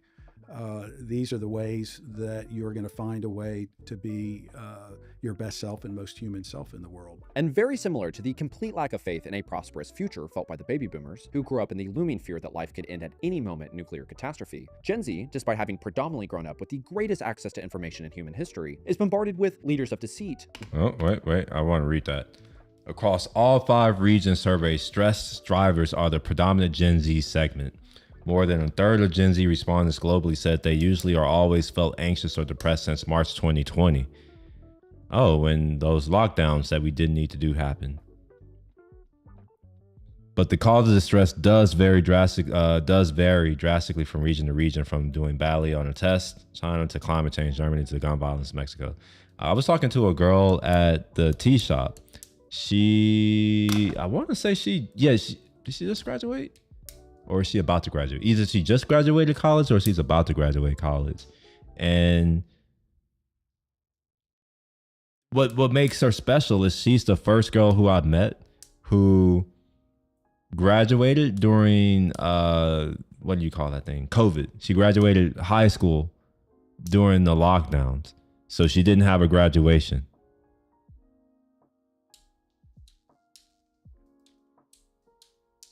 And she also had to do a lot of her classes from home. So she's paying the same price as the people who went there before her, but she's not getting the same experience as the people who paid the same price that she's paying. Actually, they paid less than she did. She paid more to get a inferior experience. She paid more to do Zoom classes. Because that's what a lot of universities did for 4 or 5, maybe they're still doing it. And it kind of hit me because I never thought about that. I was during COVID, all that kind of stuff, I was still kind of, doing my thing. I'm out on the roads doing stuff. And I also left the country. I did that. So I wasn't thinking about the fact that, oh yeah, people are still in school. People are still graduating. People are still trying to go to college. People are trying to do all these other things. So it kind of reset me. I'll have to talk to her more about it. And if y'all are interested to know more about what that was like or whatever, just I can go and ask her if y'all want. She works at the tea shop, so obviously I'm gonna see her again. Obviously. Having predominantly grown up with the greatest access to information in human history, is bombarded with leaders of deceit rather than those of hope, voices that spread division rather than unite communities, corporations who rob their customers rather than support them, a government who manipulates our struggles into campaign victories rather than addresses our struggles for the sake of the common man, with unlimited access to the worst of humanity rather than all of the good that makes us human. And when we reach out asking for guidance, we are instead met with judgment and disgust rather than encouragement and compassion. I do believe in humanity. I do believe that we always unconsciously as well as consciously, even though the conscious mind gets pulled this way and that, our deepest center is that we have to find a way to help each other out. I'm very cynical of that. I would love to believe that, but I don't think that's true. Because if that were true, then humans wouldn't purposefully hurt others. And if they knew they were hurting them, they would stop. But when does that happen? And to survive this world and to have a planet that supports our species. I think that if I don't want to leave out the spiritual dimension, which to me means that deep center of humanity, how we always know that part of living is giving, and we have to find a way. What is there to give? What is there for the Gen Z people? What do they have to give? What do the millennials really have to give? Let's be real. Maybe Gen X, but really, it's mostly the boomers, and they ain't giving away shit. The power in giving to each other, and that again, that's that with the creative process is the way I know to see myself in a bigger and better way, and to see humanity in a bigger and better way. We call that creativity, call it spirituality, call it humanity. See, the thing is that we killed spirituality in this country. We killed religion. We basically are killing all traditions that made this country the most prosperous country on earth.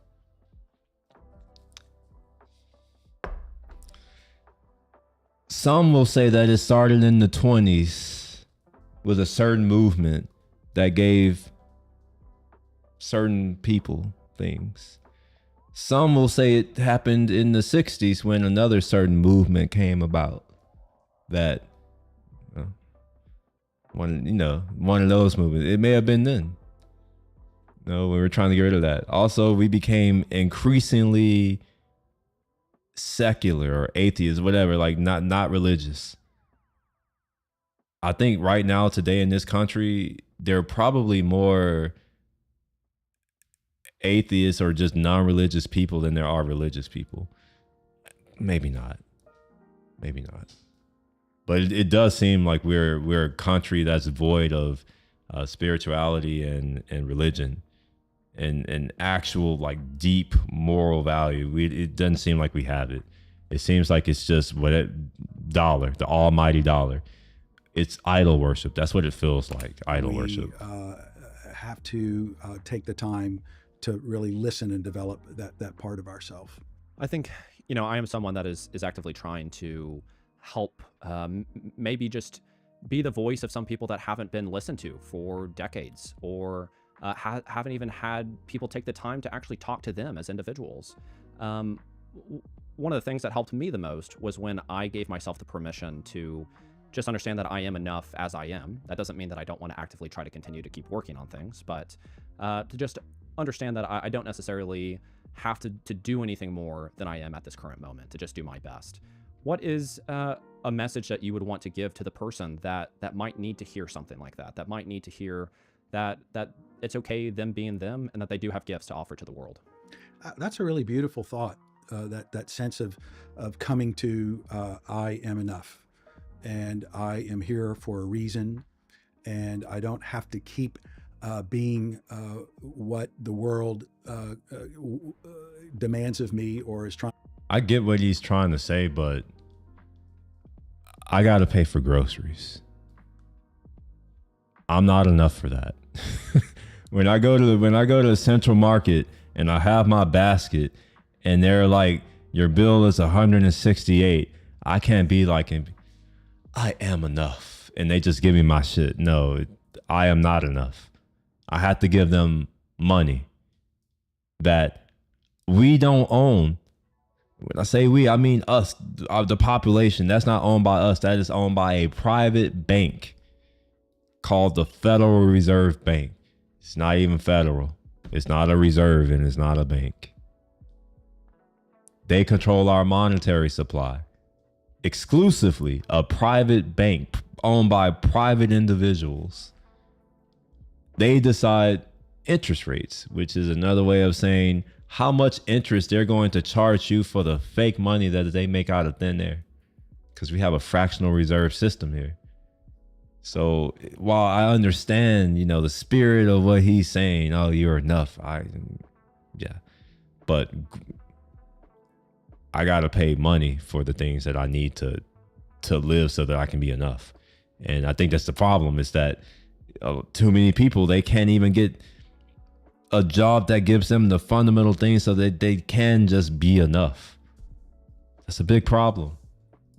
To mirror back, you haven't made it, or you're not good or respectable or acceptable until you look like this. But to know that there is a deep, unique self there that is potent and important, and that brings an energy to the world. You know that you have a positiveness to you. Even sometimes on your darkest day, there's that moment where you feel like the possibilities in life. You feel some resources. You feel some excitement about wanting to join or connect or say something about the world, and that is what is enough. Just being your deepest creative humanness.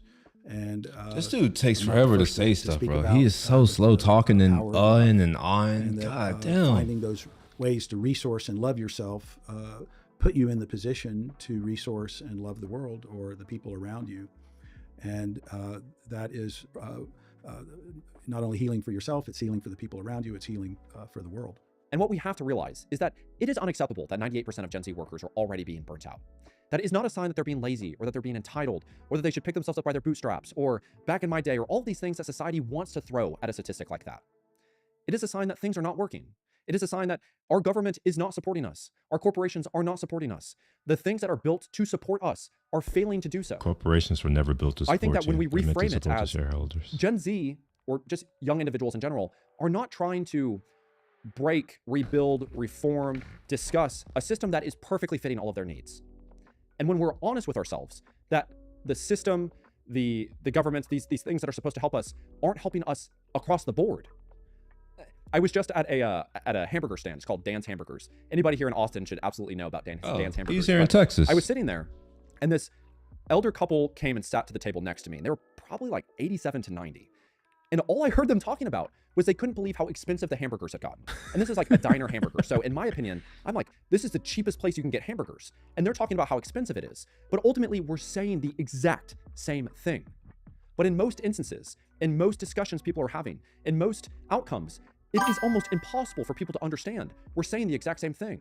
And for a young individual, if I am experiencing all of this time throughout school, being told this is how things are, but then I have access to the greatest information in human history, hopefully that the information is true, I'm recognizing that a lot of what I've learned isn't accurate. I'm having conversations with people and I'm realizing at a quicker pace, that, wow, older individuals don't have it figured out either. Actually, nobody has it figured out. What we saw throughout 2020 was a complete mismanagement of every system designed to serve us. And now we're just watching it actively not do so. And it's almost like everybody's okay. And we had all the sheep who followed along. How many of y'all got those shots? I'm curious. I don't care about saying that. I got fake shit. So I got some papers. I know people. I'm just like, fuck that. I'm not getting that dumbass shot.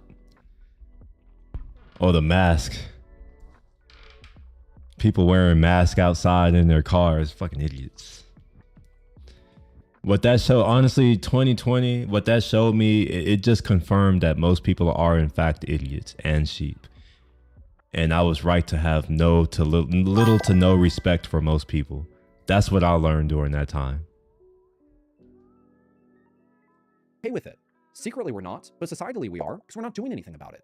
But young individuals, naturally, a part of the natural cycle is that young individuals will speak up. Well, it's good. It seems like they have what is happening, the capability to think for themselves, just which is good. Chop that down. What we're going to have is young individuals grow up, become parents, potentially, and raise their kids, instilling that there is no hope for a better future. That's well, that's what's about to happen. Yeah, and it's a very unfortunate reality. But I can't say too much more positive things than what Chris has said. I am so incredibly thankful for him taking the time out of his day to share this. This was a incredibly difficult video to get through, mostly because of that dude. Just all right. I'll be right back. I have a headache, so I gotta go get. I gotta go take a BC powder right quick. So I'll be right back.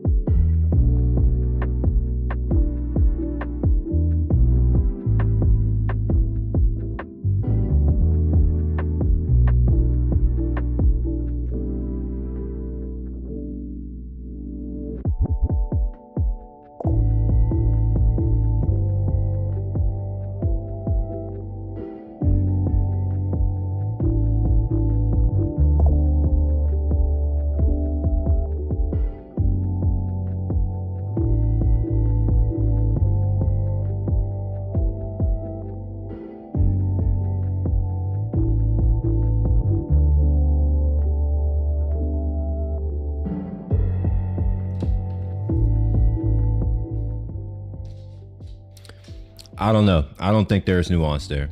I had a job that I had to get the shot for and I didn't get it. So yeah. Also, why the fuck do you feel like you have to get anything for anyone that can fire you at any point? Or you have to be dumb. Or just not know that companies can fire you at will for any reason, because we live in America. There's also, if you're in a company that forces you to get experimental drugs, maybe you shouldn't work for that company. It's probably an opportunity. It's a strong sign from God that maybe you shouldn't be at that company. So it's also that. So yes, I worked for a progressive company in the most progressive state in America, in the most progressive industry, tech. And yes, they required the shot. And I didn't get fired and I didn't get the shot. Or the second one, or the third one, or the fourth one, or any other, the boost. I didn't get any of that shit. So, I don't know.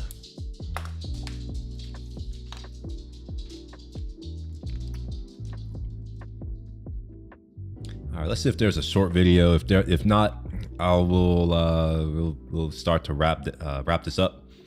And I'm happy to just, hang out for a few more minutes and chat, shoot the shit with y'all.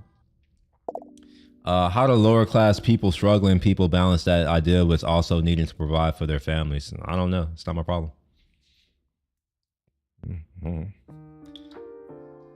You're asking me something that I cannot care about because people do not care about me, and I can only put out the same energy that people put out. So. My mom didn't get the shot. My mom's not rich at all.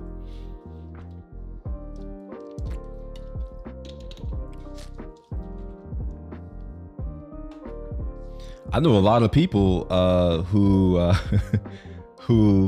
you would consider not well off, not financially stable, who also didn't get the shot. But I live in Texas, so maybe that's why. I don't know.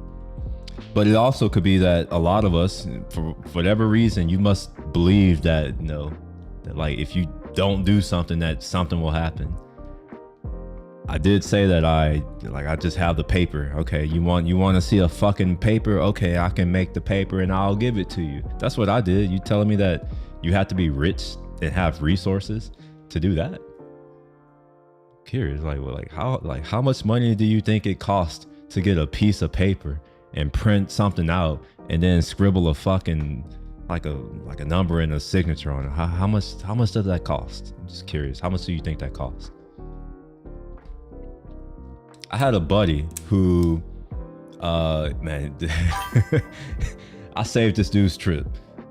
He was going to Paris and they required the vaccine, and he's a business owner. Like none of the business, they're like, fuck that, we're not getting that. So he didn't get it, but they needed to see the paper. So he hit me up damn near crying, talking about they won't let me. And I'm like, all right, shut up.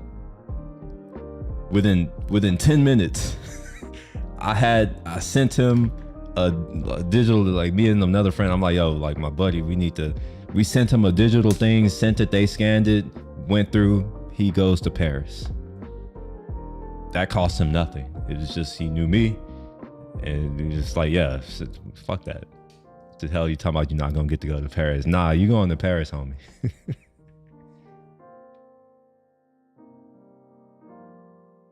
They don't have the financial means to say F you. Well, no, they do. They don't have the backbone to say it. That's just the case. I mean, the thing is that Americans are soft. That's really it. That's it. Cause you're saying, I mean, I understand that you're speaking from what you know about me, but you really don't know me that well. You don't know that I grew up poor. You don't know that I was homeless, to be honest. You don't know that I've quit jobs that because I quit the job, I don't have money to eat. You don't know this. I am that kind of person. I don't put certain things before me, which is probably the reason why I'm doing better financially than most people, is because I have a very, it's not. I have a strong internal locus of control. I do what I want to do. This is why I can't be easily swayed. This is why, you know, when people are talking about, oh, we're oppressed, I'm like, I don't think I'm oppressible. What the fuck? The hell? I have a lot of agency. I can choose what happens in my life or what doesn't happen in my life. Some people sit there and take it. I'm like, I don't have to be here. And I know that, you know, some people, they're like, oh, that's the easy way out of this, or you're just running. It's like, I don't look at it that way. I don't have to live. I don't have to. I know this. So what power do you have over me? That's the only thing you can try to do is say, oh, well, we can kill you. It's like, I can, okay. Okay.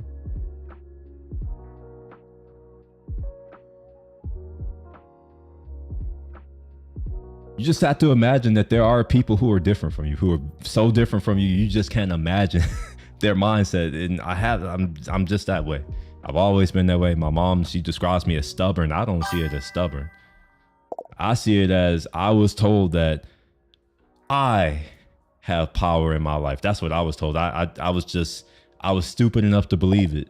I was told that I can do anything that I want. I was told that I am free, unlike my ancestors. That's what I was told, and I just believed it. So, maybe you're not free, but that's cool. I'm free. I'm not worried about other people. I'm just worried about me. So,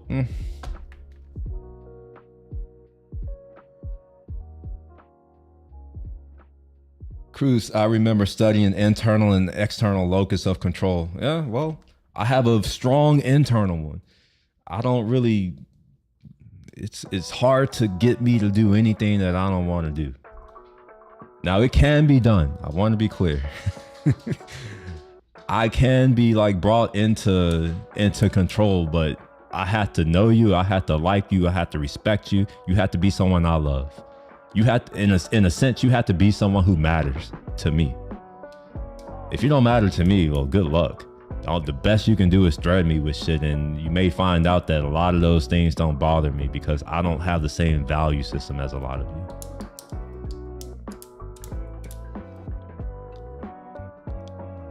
Is it good or bad? I don't know. It's just, you know, I'm just a little strange, I suppose.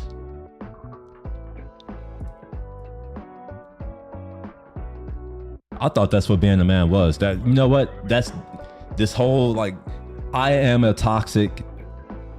What do you call it? I'm toxically masculine, I guess. I'm one of those. What all those women are describing, they're describing me. Someone who can't be controlled and someone who won't submit. Someone even if it's gonna hurt me, people know this about me, and maybe it's bad. I have the mindset that like I am fine with losing so long as you lose too. I'm one of those types of people. I'm like, in my mind, I have won if you lose with me.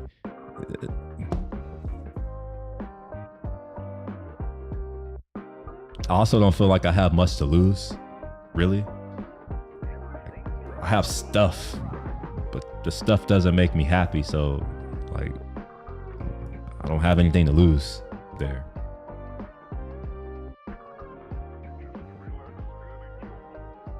All right, let's see here. I assume there's no more words because I put in that little offer of, you know, if y'all want to chat for a little bit longer, I'm happy to stick around. It was a few minutes ago. So I'm going to assume y'all don't want to chat anymore, so I'm going to go. I have a headache. So if y'all enjoyed the stream tonight, please give a thumbs up. If you want to see more of this kind of stuff, feel free to subscribe on YouTube or on Twitch. You can follow me. If you want to see, I guess, a more of a glimpse into my life, which I don't really share that much personal things in my life anyway, but if I do kind of somewhat, that's on Instagram. You can follow me there. You can see my stories or some of my posts. But yeah, I appreciate y'all joining tonight's stream. I'm going to end it a little bit early, mainly because of the headache. And I will maybe be back tomorrow. What's tomorrow? Friday? Yeah, I might be back tomorrow. It depends. If I don't have anything going on, I'll be around tomorrow. If not, I will try to do a stream on Saturday. But until then, y'all have a good rest of the night. If I don't see y'all Friday, enjoy your Friday, you know, weekend, whatever that is. And I will see y'all in the future. So, peace.